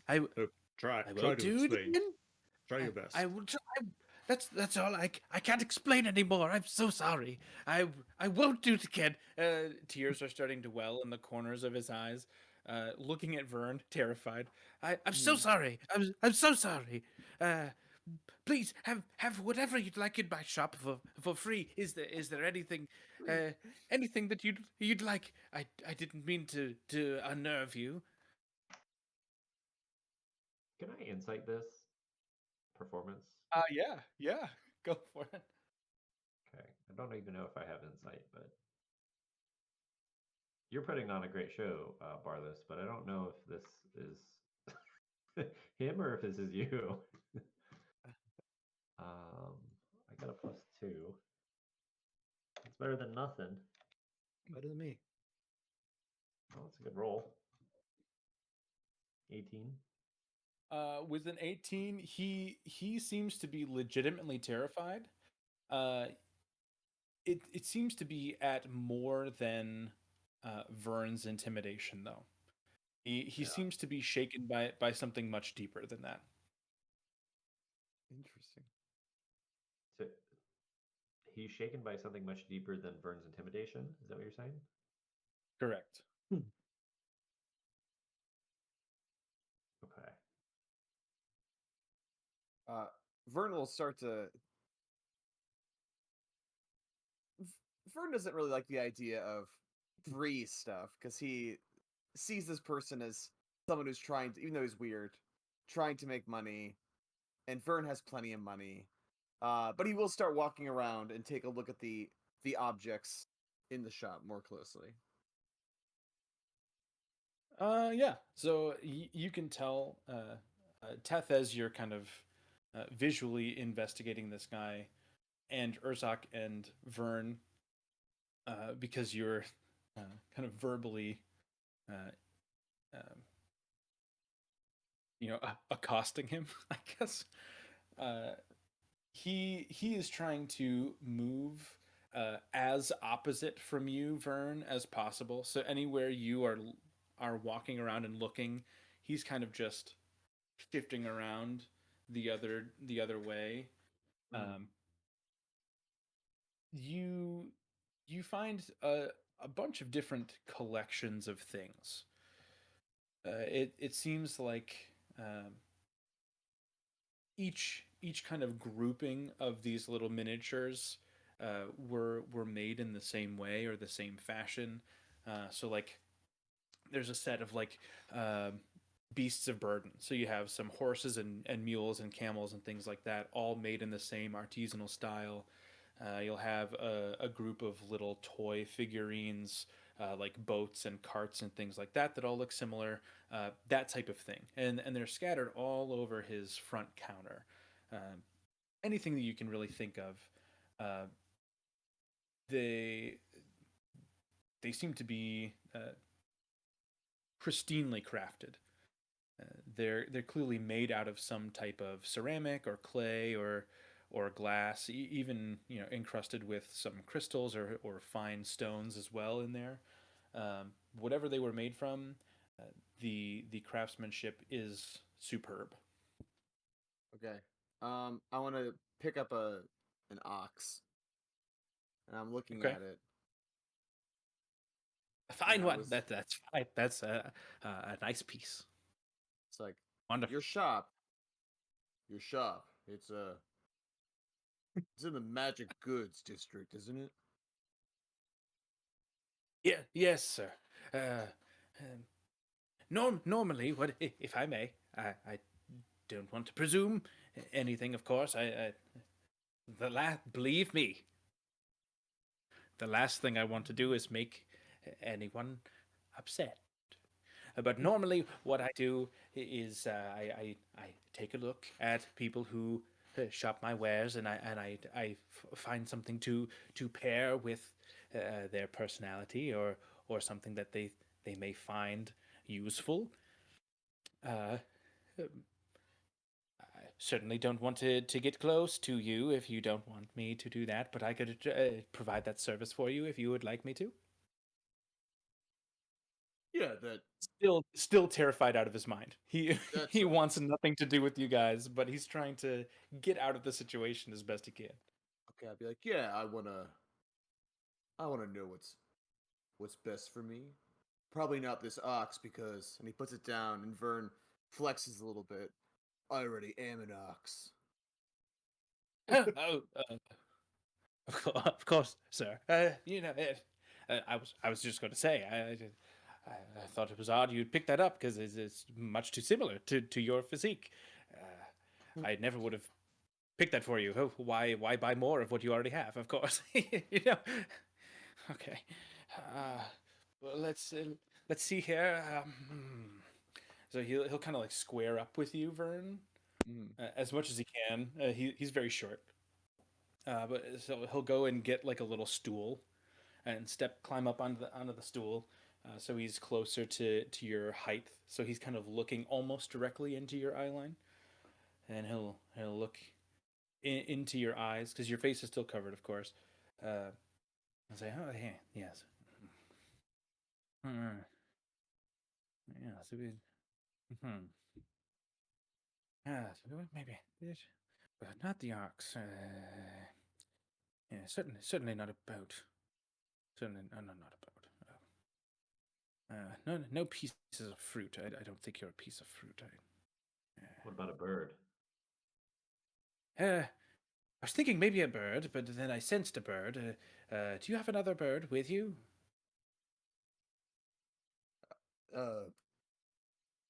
Yeah, but I keep him in my pocket. He's too intimidating and scary, so I can't let him out. Oh, keep him in there. Forsake me, keep him in your pocket, please. I think I've made my deduction, and I believe that uh, this this tiny structure suits you best. And he will hold up a tiny building made of wood. Well, it's not made of wood, but it is crafted out of ceramic to look like a wooden building. It's kind of a rectangular shape with a thatched roof and a chimney.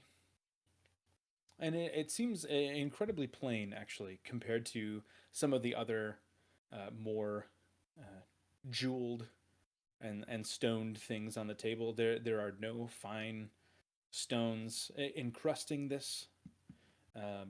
It is a little tiny shed. It looks Vern like a will little shed. smile at that though, because he's used to seeing jewel encrusted things and gaudy structures, so he likes it. He thinks it's cute in its modesty. Um, what does it do? I saw into your psyche, and I think that even though you have innate magic, you're trying to create things without it to seem more normal, maybe, or to pander to those with less opportunities given to you as a birthright. I This is I look over at Urzak, and Vern's facade is starting to drop a little bit, and it's kind of like almost like a middle-aged woman who gets like a palm reading and is like a little giddy with how good the guess is, and he just mouths like he's so good. So good.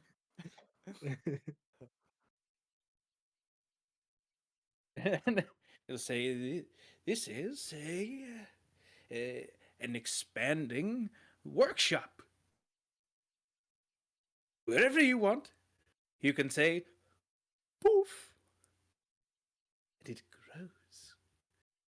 It blows up into a bigger workshop, and you can go in and work on things." Vern's tempted to put it down on the ground right now and say poof, but he won't. He won't do that. I guess. That's that's handy. As his octave starts to rise a bit, his pitch rises. So, how much honestly do you sell this item for? Normally, one of these sets easily 10, 15,000 gold pieces. Quite fine material. But if you insist on paying something, of course, I don't want to step on any toes. I'd happy to walk away with all of my limbs and digits intact today and go home and sleep in my own bed. 500 gold pieces for the one. Vern's like, 400, 400. okay, okay. Yeah, Vern will give 400 gold to have his portable workshop. Perfect, perfect.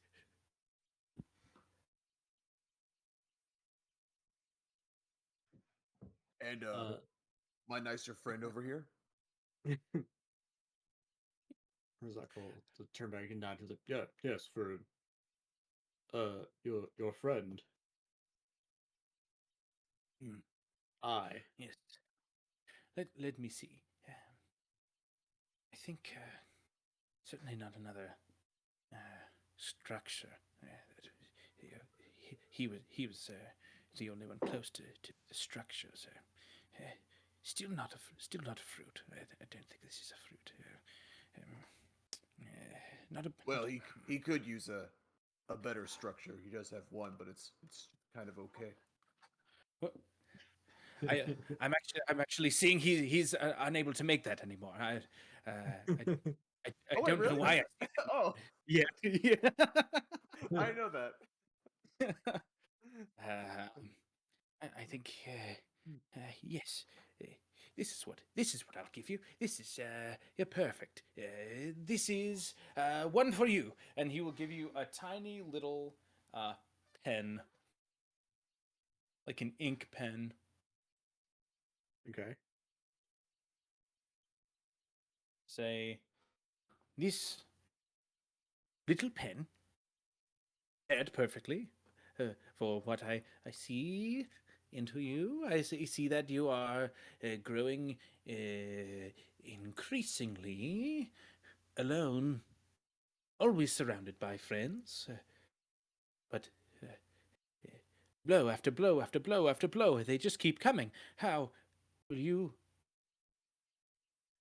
keep yourself from succumbing to all of this loss? I have no idea. You must write down your feelings. Write down your feelings inside of this. And he'll pull out a little notebook from his pocket. Inside of this book, you just touch the little pen and you go poof, and it turns into a normal size pen. And anything you write, whatever it happens to be, will be unreadable to anyone who you don't want to hear it. Herzog Hi, turns buddy. back to Vern. You see your vacuum? Oh, buddy, we're not going to do that right now, buddy. Yeah, we're not going to do the vacuum right now. Come here. I'm interested to see in Urzok's reaction to that. Oh, we're not gonna do dice. One of two very different reactions, I feel like. You want to play with dice with Auntie in your room? Okay. Let me take some of the dice out, okay? And you can go take this into your room with Auntie. Nice with titty. Sound good? Not anymore. Not anymore. That was reality for about 4 months, though. Titty? Oh, titty. Yeah. Yeah. All right, dude. Hey, I love you very much. You can, yep, you're gonna play with the dice, and then you're gonna go night night with Auntie. Okay? Hey, I love you. Can you say night night, dudes? Yeah. Say have fun playing Dungeons and Dragons. Have fun being Dungeons and Dragons. Good job, dude. All right, man. Have a good night. Okay. I love you, baby boy. Who's Tina? He finds new friends every day. The other day, he grabbed my phone and he just started calling somebody named Sherry. And we don't know anybody named Sherry, but we're like, "Who are you talking to?" And he's like, "Sherry," and we're like, Oh, Michael's mom. "How do you know Sherry?" Yeah, And she's like, "She works at Sam's Club." We're like, "What the fuck is going on?" Do you think he picks that up from you coming up with NPC names all the time? Maybe, maybe. Well, my brother works at Sam's Club, and they drop him off at work sometimes, so I'm sure that's where he gets that. But like, just the way he strings things together that he hears is crazy. It's so cool. So anyway, yeah, you got a pen that anything that you write down in that notebook with this pen, um, your choice of people that can read what you wrote. Urzak's gonna take out. He's gonna look back at Vern, and it much akin to Vern. His good guy facade is falling apart, and some kooky old man telling him to get in touch with his feelings is breaking him down. He reaches into his pack and he pulls out a tinder box. And he's just gonna start like flicking sparks at the stuff on the table. What's ceramic? So I guess that'd probably be okay. But My table runner, please. It was sewn by the half elven woman across the courtyard. She made it especially for me. Please stop. And he's starting to like like hit his hands on the table to try and douse the sparks before they catch it on fire. What the fuck is happening? I go, And we've devolved into chaos. I go, Urzak, why don't you just take a little breather outside for a minute? All right, fine. I'll stuff the tinderbox back in and take 2 steps away from the stall. Okay. I turn to him. I'm like, I think he really does need this pen. He just doesn't know it yet. How much for the pen? I'm afraid to give a number, sir. His whole body physically shaking at this point. The guy he thought was his friend has so quickly turned on him. He doesn't know what to believe now. He's ready to just let you walk away with it.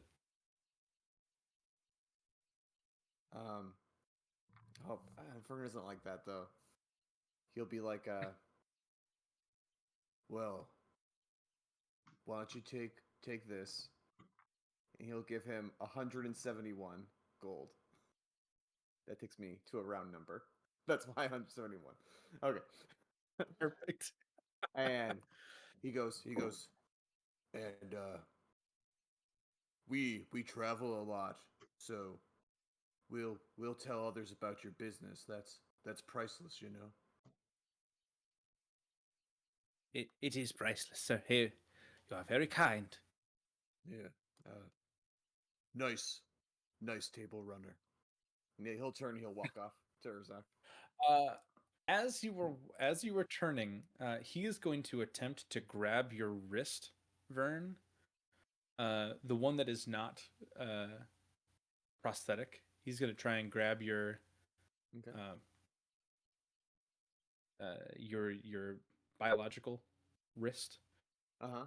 And as he does that, he is speaking to you, but his mouth is not moving. You will hear his voice in your head, and you'll hear him say, One of you by transfer of blood, one of you born of two. You are connected now. Transfer blood. and he will release your wrist. Okay. Do I feel different after like a spell was cast on me or something? Nope. Same. Oh. Okay. Born of 2, and then we are 1 now. You are I turn connected around now. and I go, I'm sorry. I don't know what you're talking about, sir. Thank you for your purchases.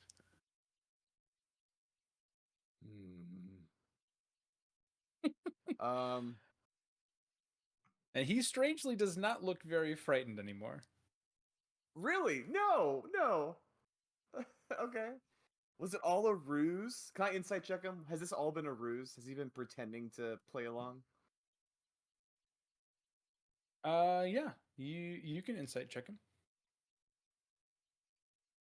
Heth was convinced with an 18 though. Yeah. Well, he seems super chill. Okay. Divine sense. Yeah, you can pop another divine sense. He is not. You don't see an undead. So what is it again? God damn. It's everything. Being celestial and undead. None of those. Fiend, celestial, undead. Okay. I want to try to. Or very good or very bad.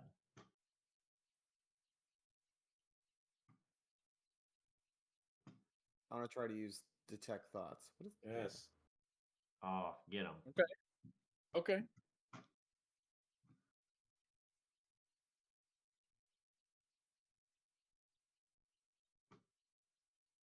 Oh, I forgot to pop this guy on screen for you.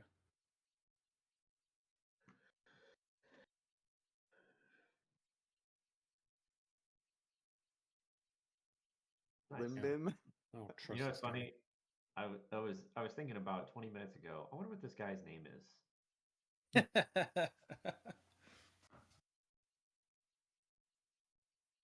Tech thoughts, and that is wisdom.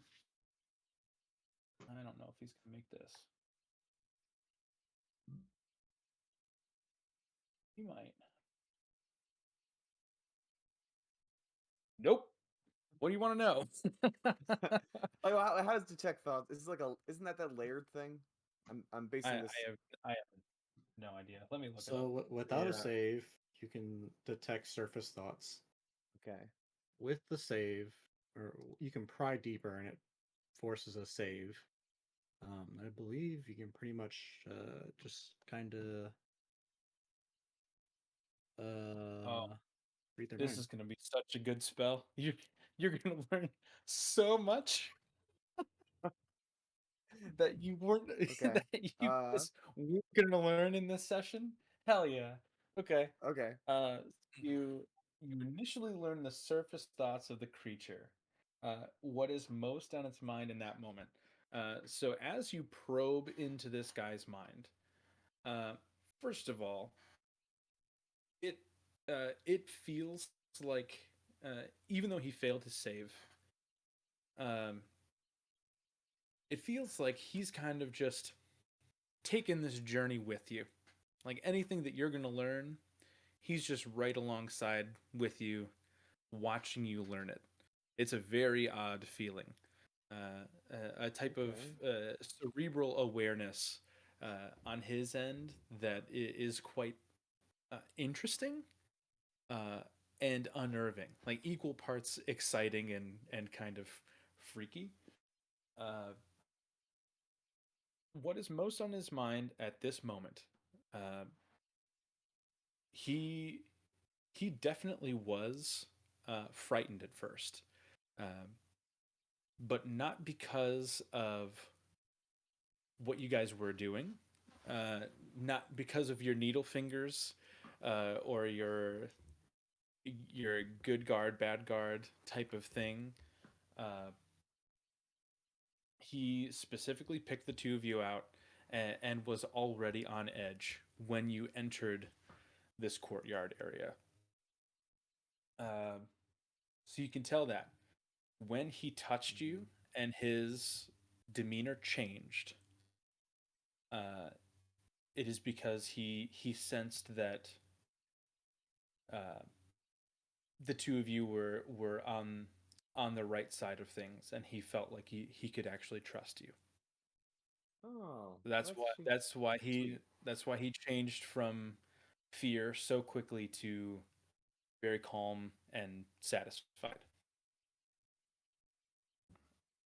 Okay. So at this point, so if it fails, So I still get a probe insight deeper. reasoning. Yeah, it's emotional state, something that looms large in its mind. Either way, the target knows that you're probing into its mind. So he definitely knows, and he's okay with it. Uh, into his reasoning and something that's looming large in his mind. He recognizes you and Urzak. not by. This is gonna get kind of like philosophical. Um, Yeah. he recognizes your auras as if he has seen you both before, but you have never met this man before in your life, nor has Urzak. Uh, he recognizes both of you as if you were old friends, and that's the feeling that made him so scared initially. Um,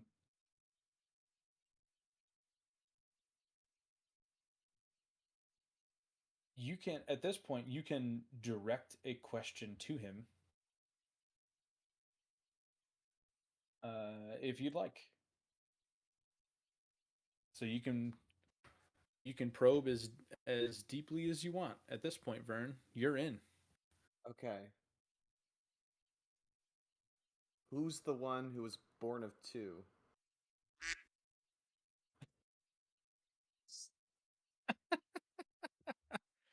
He'll say, "Of course, you, my boy."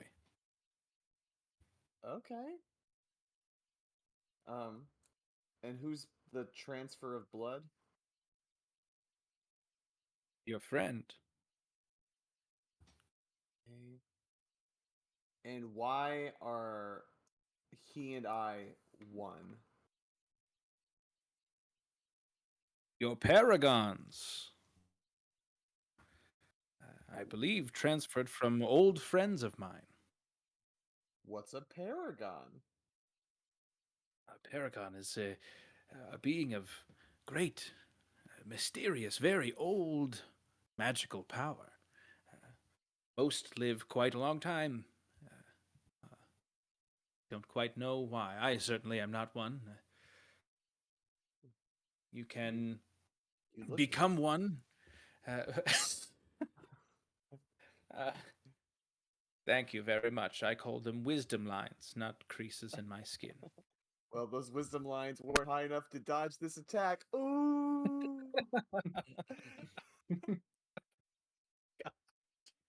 Uh, But he doesn't say you can that or think that. you can become one by birthright if both of your parents are paragons. You Do can also paragons? become. Oh, sorry. Go ahead. Go ahead, Go please. ahead. No, go ahead. Do when you are a paragon, is there some assumed responsibility in the world? No. Hmm. Oh. At least none that I know of. I've known some that have done great good, and others that have done horrible, horrible evil. Is this an out loud conversation? This is all in. I don't know. Actually, I don't know how detect thoughts operates after the initial information that you get. I suppose it could be either. I think you could choose, Vern, how you Uh-huh. want this to go. I like it just sort of psychically. Like he's looking up at Okay. me smiling and I'm like scowling and whatever and we're just standing Okay. there. I imagine this all happening like time stops around you guys and you're having this conversation and then you Yeah. like snap out of it and everybody else resumes and you're like, now I have all this extra information. What am I supposed to do with it? Okay, so Urzak and I are But paragons. please Um, continue. I can't remember what you were in the middle of saying. I'm sorry. well, you told me that we don't have any special responsibility or anything, so we just have like we're magically gifted in like some special way, but we're not like chosen to save the world or anything. No, no. Most happen by chance, like you. Others are gifted the responsibility by another. Can certainly become one in a variety of ways, but the most common is if an existing paragon. How should I put this? Does the party know that you? How much did you discuss with the party, Urzak, about Morrowill?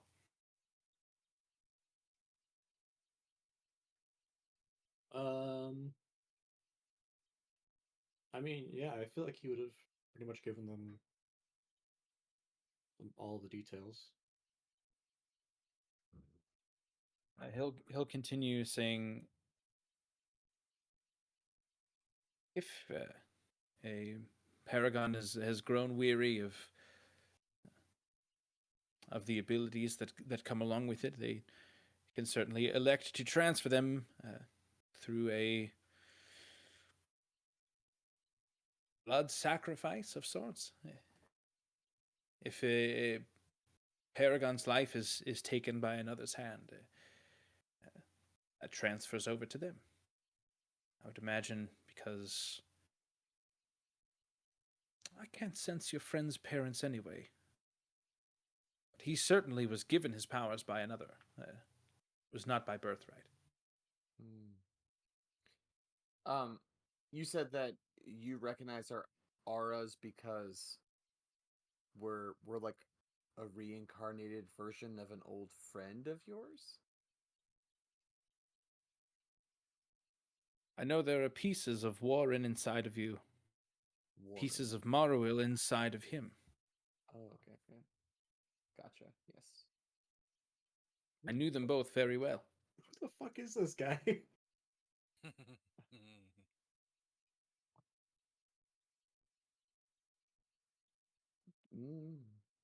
Were you part of the knife? I was not. But I knew most of them. I supplied most of them. I used to live out west. One of their bases of operations was very close to a small village I was living in, and they knew that I had these antiquities. They would often come to me for advice or an item to help them along their way. I got to know most of them. Some of them less talkative than others. That Gael fella, I never quite jived with him. Do you know the shoot, I gotta think back here.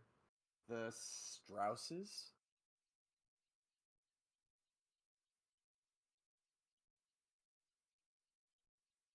Yes. Oh. Yeah.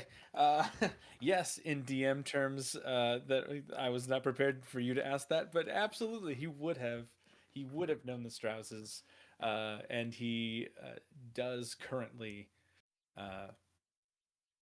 still maintain contact with the family now and then. Not regularly, but they're on good terms. Okay.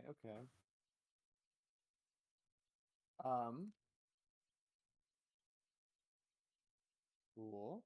Good.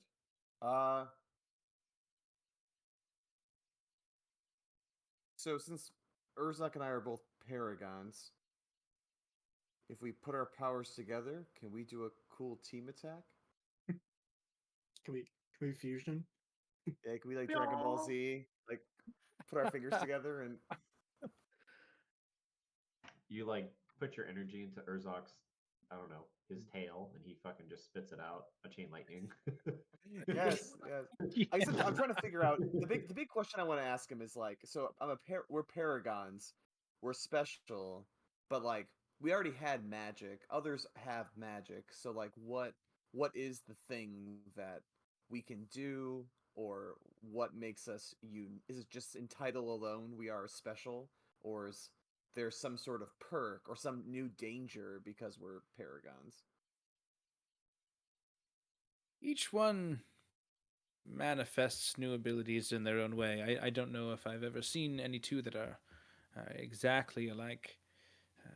For Warren, it was incredible and almost blinding generosity. He had the ability to procure wealth at almost every turn, almost to the point where he felt incredibly bad about it and attempted to give most of it away, which I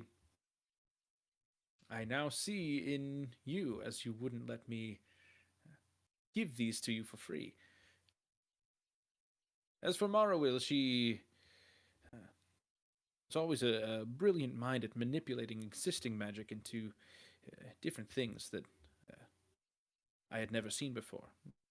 She had alcoves upon alcoves of new spells that she was working on that no one else could possibly conceive. I would imagine that your friend may, somewhere along the way, be able to finish her work. I now realize that if he is indeed in the position he's in, she must have passed on. Yes, yes, she did. Okay. A couple more things while I'm floating around here in your head, because you do seem incredibly wise. Oh yes, I enjoy the company. Nobody ever comes up and talks to me. Do I'll let you decide if any or all of these things mean anything to you. Okay. Number one, chasers. Two, orbs. Three, Visic. Do you have anything you want to say about any of those things? Let's just crack open the DM notes and get This is all cool. of the lore that we possibly can.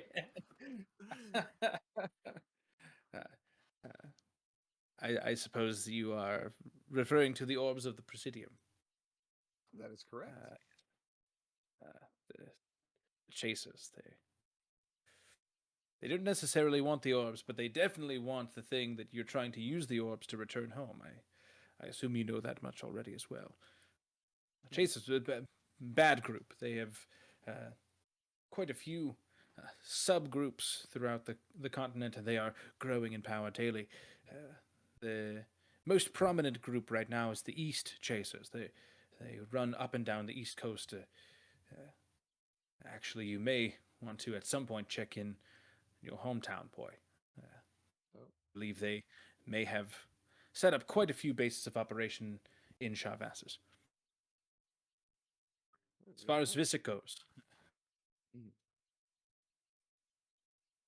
everyone that has a formal education in Ashura knows Visic as a hero, the person that turned the tide of war.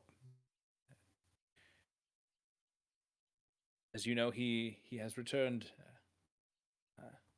in a much more unsavory light as of late.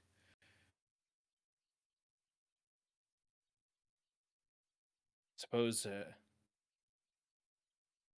if anyone should try to stand up and stop him, it would be your group of friends. Yeah, I think you're right. And we are friends, Vern says with a smile. Um, he's gonna allow time to resume and break free of the tech thoughts, I think. He is totally unfazed. He does that every day.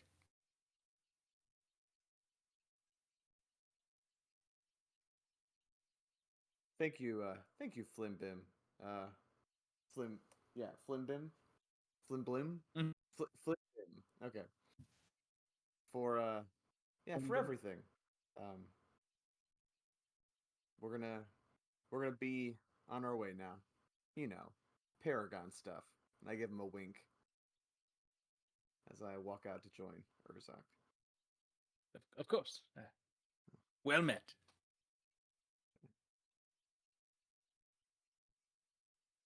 Well, Urzak, that pen is all yours. You know, just stash it away. You never know when it could be useful. Should be. He's gonna take the pen and immediately walk up to Eric. Eric, got a present for you. God. All right, Eric pulls out a club that you've never seen before, and this is where he got from the prison. Opens up a little door, and then puts the pen and notepad inside. Right. Okay. I forgot that I Um, gave you that club. It's like, what are you doing with it? Ah, yeah. Urzak, have you ever heard of the label Paragon? Has he? Roll a history check. It's going to be a pretty high DC though. I doubt that you have heard of it before. Maybe How's 26? you have heard the term before. It would have been mentioned back in the days when you were still competing. Probably mentioned offhand by uh, one of your mentors, or even possibly from Devlin herself. I don't know if you ever interacted with her one on one, but she definitely would have known of a couple. Um,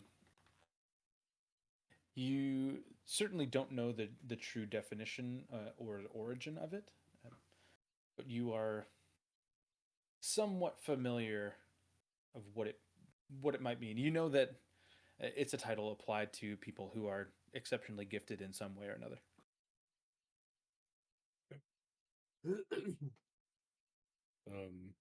Yeah, I've heard of it. Not sure it's much more than a word, but Well, according to our friend's innermost thoughts, I learned a thing or two, and it seems that, well, Maruel uh, passed along her paragon status to you.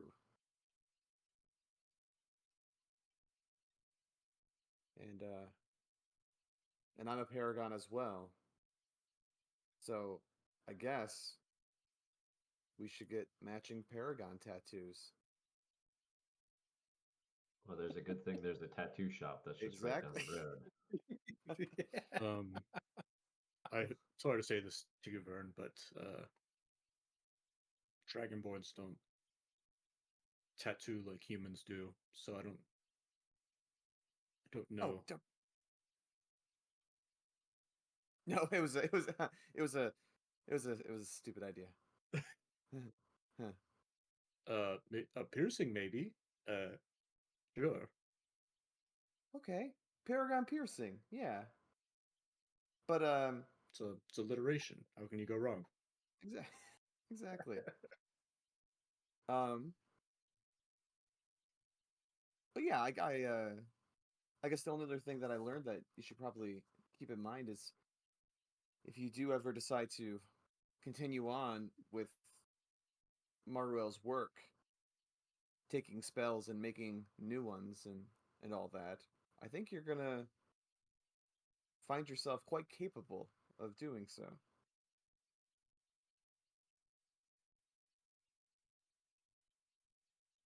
Um. Okay. Um. Thanks for your vote of confidence. I have to say, how do I put this kindly? Uh,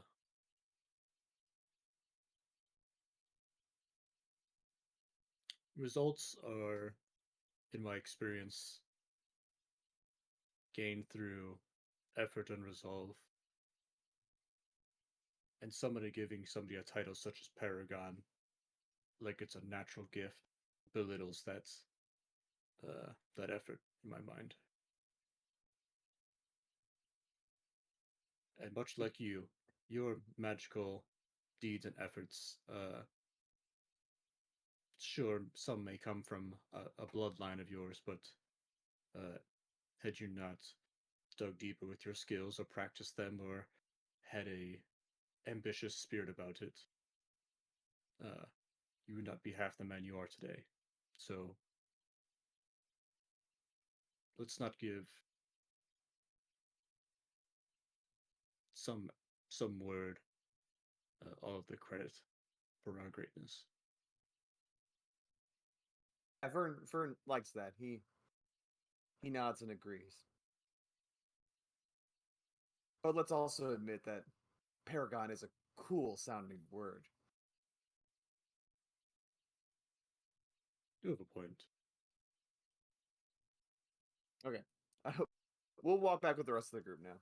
I feel like we've abandoned them for too long. Dude, I've been watching this whole fucking thing like 10 feet from you. Oh yeah, you've been I like don't know what standing. you're talking about.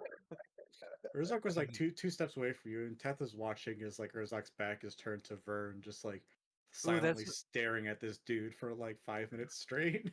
Ooh, that's, Yep, it is. that's what we should roll. Some kind of like perception check or something. Yeah, you can definitely roll perception or insight. For you guys, it was just a split second. The guy touched Vern's hand, and Vern looked back at him, and then this conversation happened. To Vern, it felt like much longer though. But Just the context, just for the way that Vern spoke, it was like, "Hey, I was in this guy's head," and then he just spouts a bunch of shit that we didn't hear them talk about. So Yeah. I mean, if like, I guess I don't know if he specifically said I was in his head, but it was like, "Hey, I was talking to my boy who didn't introduce himself, and I called him by his actual name." That's true. I didn't even think about that. Yeah, Let's talk with to my the boy Wheezy over here. Eric, you would definitely you're adept enough with the magical arts, even though yours is more primal. You would be able to tell with the 27 that Vern had some sort of uh, telepathic communication with this person. So even though only a moment passed, you'd be well aware as he was describing it what was going on. All right, nice. I'm like, yep, we know. I get it. I understand. The rest of the party, what are you guys doing in the meantime?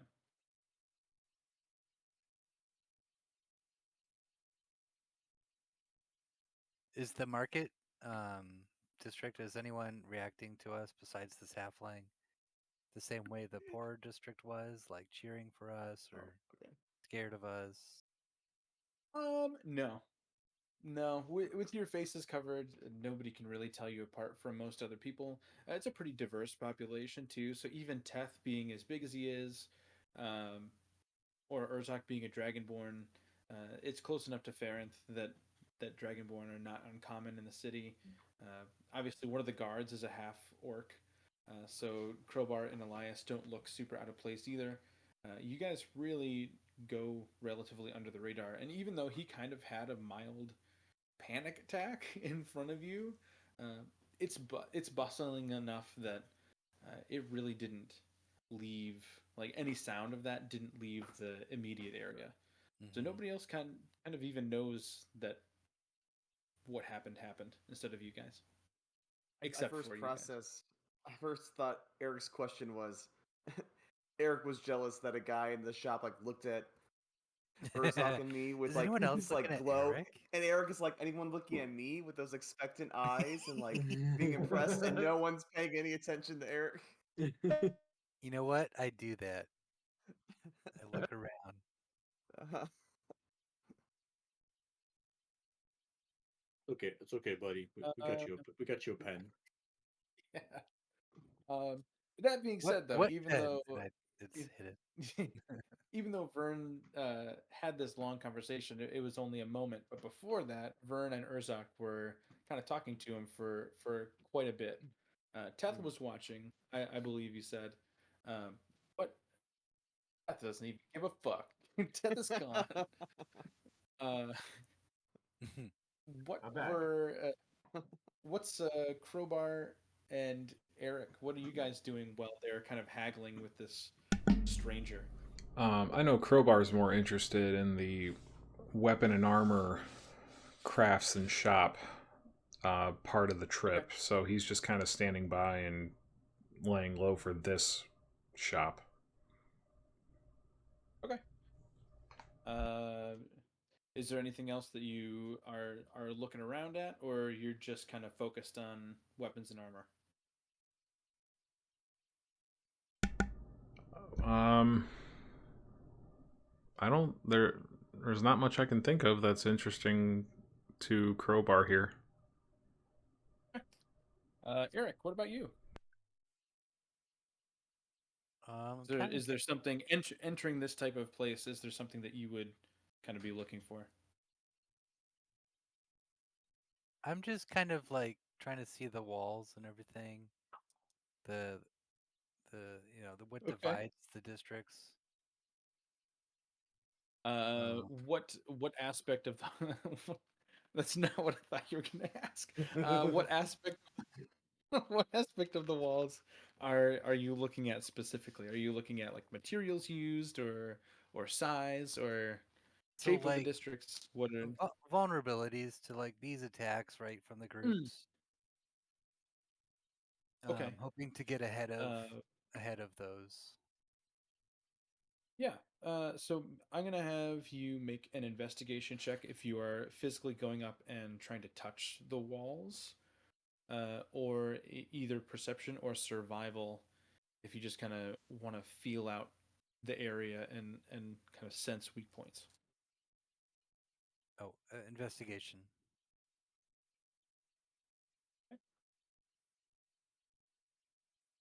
Yeah, with a 13, the walls are largely made of stone. The masonry is very nice. It looks even enough. There are very few cracks, and the ones that are there are likely just due to age.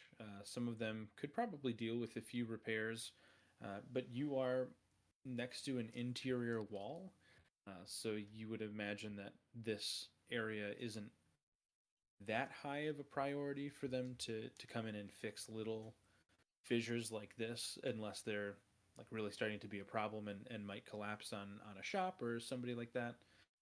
Uh, it looks to be in pretty good condition though. It's large stones stuck together with mason's supplies. Mm-hmm. It seems pretty secure though.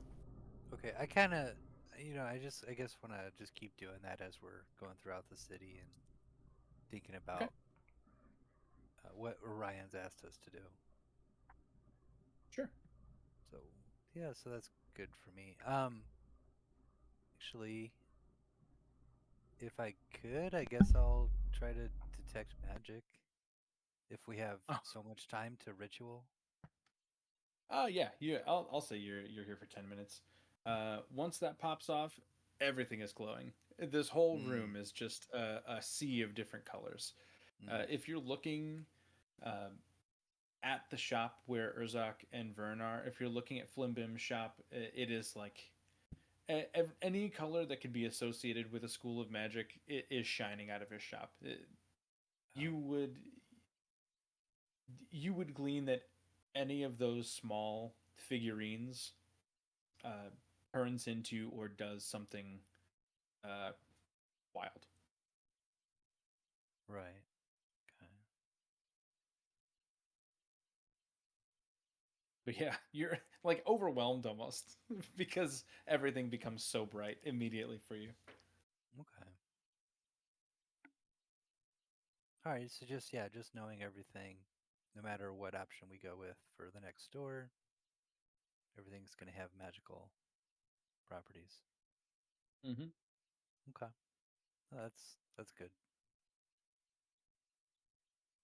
I think I'm good. All right, you guys off to somewhere else, or do you want to look around here for anything? Beth, are you doing anything specific here? Looking for anything? To be honest with you, Teth was interested actually in the individual that got harassed for 2 hours, whose name I didn't catch. The one that Vern was just talking to in his brain. Oh, Flimbim. Flimbim, yeah. Clover pot. All right. Overlap. Uh, he was Yeah. actually more curious to talk to him than anything else, Okay. Yeah. which won't be. Nobody is coming up to his shop. At least right now. He is free to take customers if you would like to go up and ask him a question. Hello. Hello. I promise that this will be much more comfortable than the last interaction you had with my party. Oh, it wasn't that bad. Certainly ended better than it started. In like a lion, out like a lamb, they say. Good. I noticed you had particular insight into something that resonated within an individual. I don't know if you called it an aura or what it was specifically, but You'd know a thing or two about auras, wouldn't you? I do. Now, the thing that has me interested Feel is that much less frightened already. that's good. The thing that has me interested is your particular insight into them.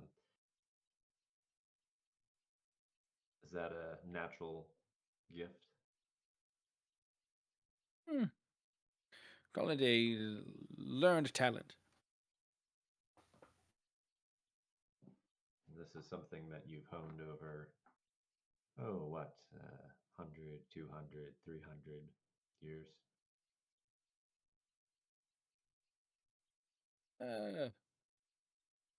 Bigger than the second number, smaller than the third number. Yeah, it's very modest. Modest of you to not tell me how old you are, or at least how long you've been working on this. 265 years, don't tell anybody. Won't tell a soul.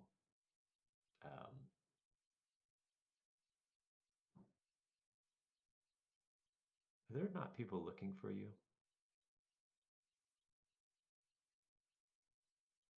Everybody is looking for somebody at some point. I must say, I thought my time was up when your friends walked in. That sort of thing can go one way or the other, as you know. Thankfully, it went my way today. Hoping to continue that, despite all the attacks on the walls we've been having lately.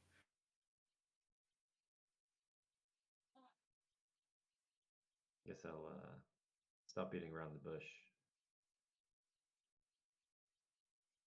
What do you see? Teth will sit or kneel, whatever is kind of more appropriate for him to analyze. Yeah, let's see. This one is it's a bit harder. It's not a boat, of course. Not a pen. Couldn't give 2 pens in a row. That'd be absurd. Let's see. Tetha is going to try to actively think about the Killcaster unit while he's analyzing and see if that directs his thoughts or his aura. Trying to steer the ship.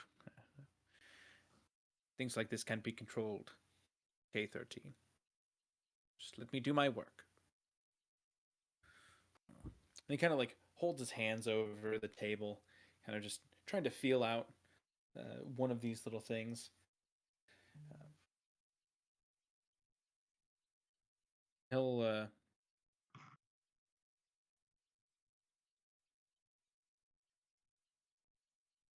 he stops at one end of the table. Goes, yeah, what would it be? I've never given one of these away. This is very odd, but I guess I feel it. I feel the connection. I think this might be it. This might be it, Teth. This might be it down here. Let me think about it some more. Yes, I think I'm going to go with this one. So, and he pulls up. It's like a little snow globe. Has a base. Think like a paperweight base. Very plain. Possibly brass or copper, some type of dark brown polished metal, and a glass orb filled with liquid, and sand inside. So when you shake it, the sand kind of swirls around, and he picks it up, and the sand kind of upends inside. He'll bring it back over to you.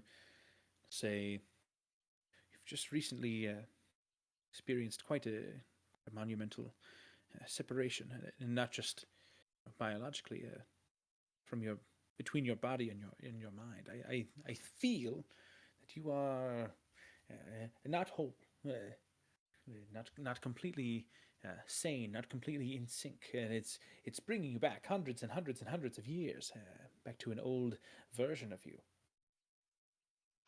Hate to see that old version come back, but that's what this is for. And he'll hold out the snow globe to you.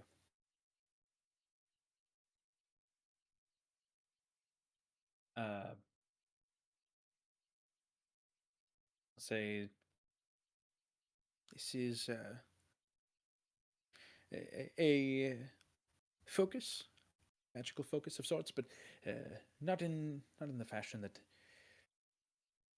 you all would normally think of. It's something that you can use to refocus yourself when you are in straits, death. You may focus on this orb instead of your normal casting focus. You will be taken out of whatever state you're in. But you will be returned to a status quo of sorts. It will neutralize and reset however you're feeling, whether that be incredibly high or incredibly low. I feel that this, maybe you agree, it will be helpful at times. That is incredibly insightful and incredibly useful.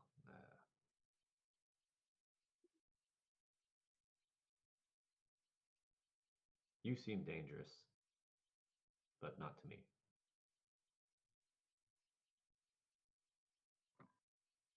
The years I've forced to become dangerous, I only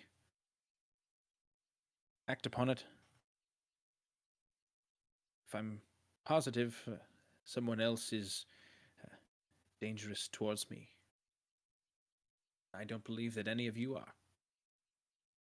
I don't think so either. How much for the globe?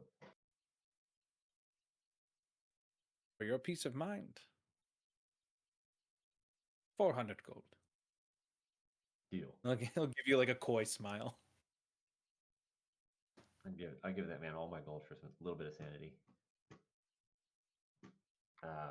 Yeah, Teth will hand over 400 gold. Perfect.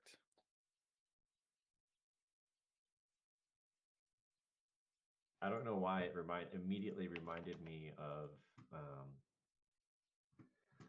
you're talking about the snow globe, like the setting with this, the just shaking it up as a snow globe, and it reminded, even though it's like not fleshed out, like in my mind it's fleshed out, but it probably hasn't been actually vocalized. But the night that the where essentially like K6 like broke down with Ramsey and Teth, I imagine that operation, I don't know if this was ever vocalized, but I imagine that was like a winter operation. I don't know if it's because I associated it with winter initially as like a spec ops type thing. But for some reason I imagined it snowing in that scene. It certainly can be. Yeah. And I It's think cool that's that you what feel kind it that way. Yeah. Which is interesting because of the snow globe.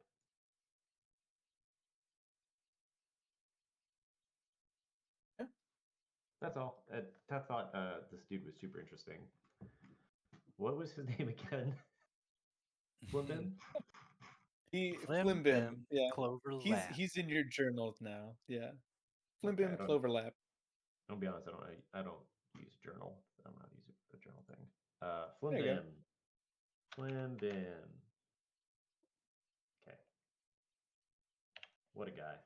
What a character. Just a happy little man.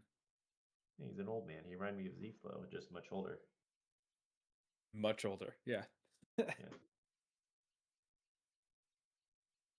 Cool. I feel if nobody else has anything to do here, or if you're not looking for anything specific, um, I'm fine with stopping here for the night. And then the armorer can be the first stop next week. Yeah, Yes, I'm good there. We Hell yeah. I don't know. I am assuming we're gonna play this game next week, but if not, I'll make sure to take notes. I'll rewatch it and take notes so I can help with the recap if it's more than a week before we play this again. I think So that's we a don't pretty forget. safe assumption. I think so, but just in case, I'll have some prepared because I think way more than I expected to be uncovered tonight was uncovered. So and a lot of it should have been a slower drip. So I don't want to I don't want to lose any of it.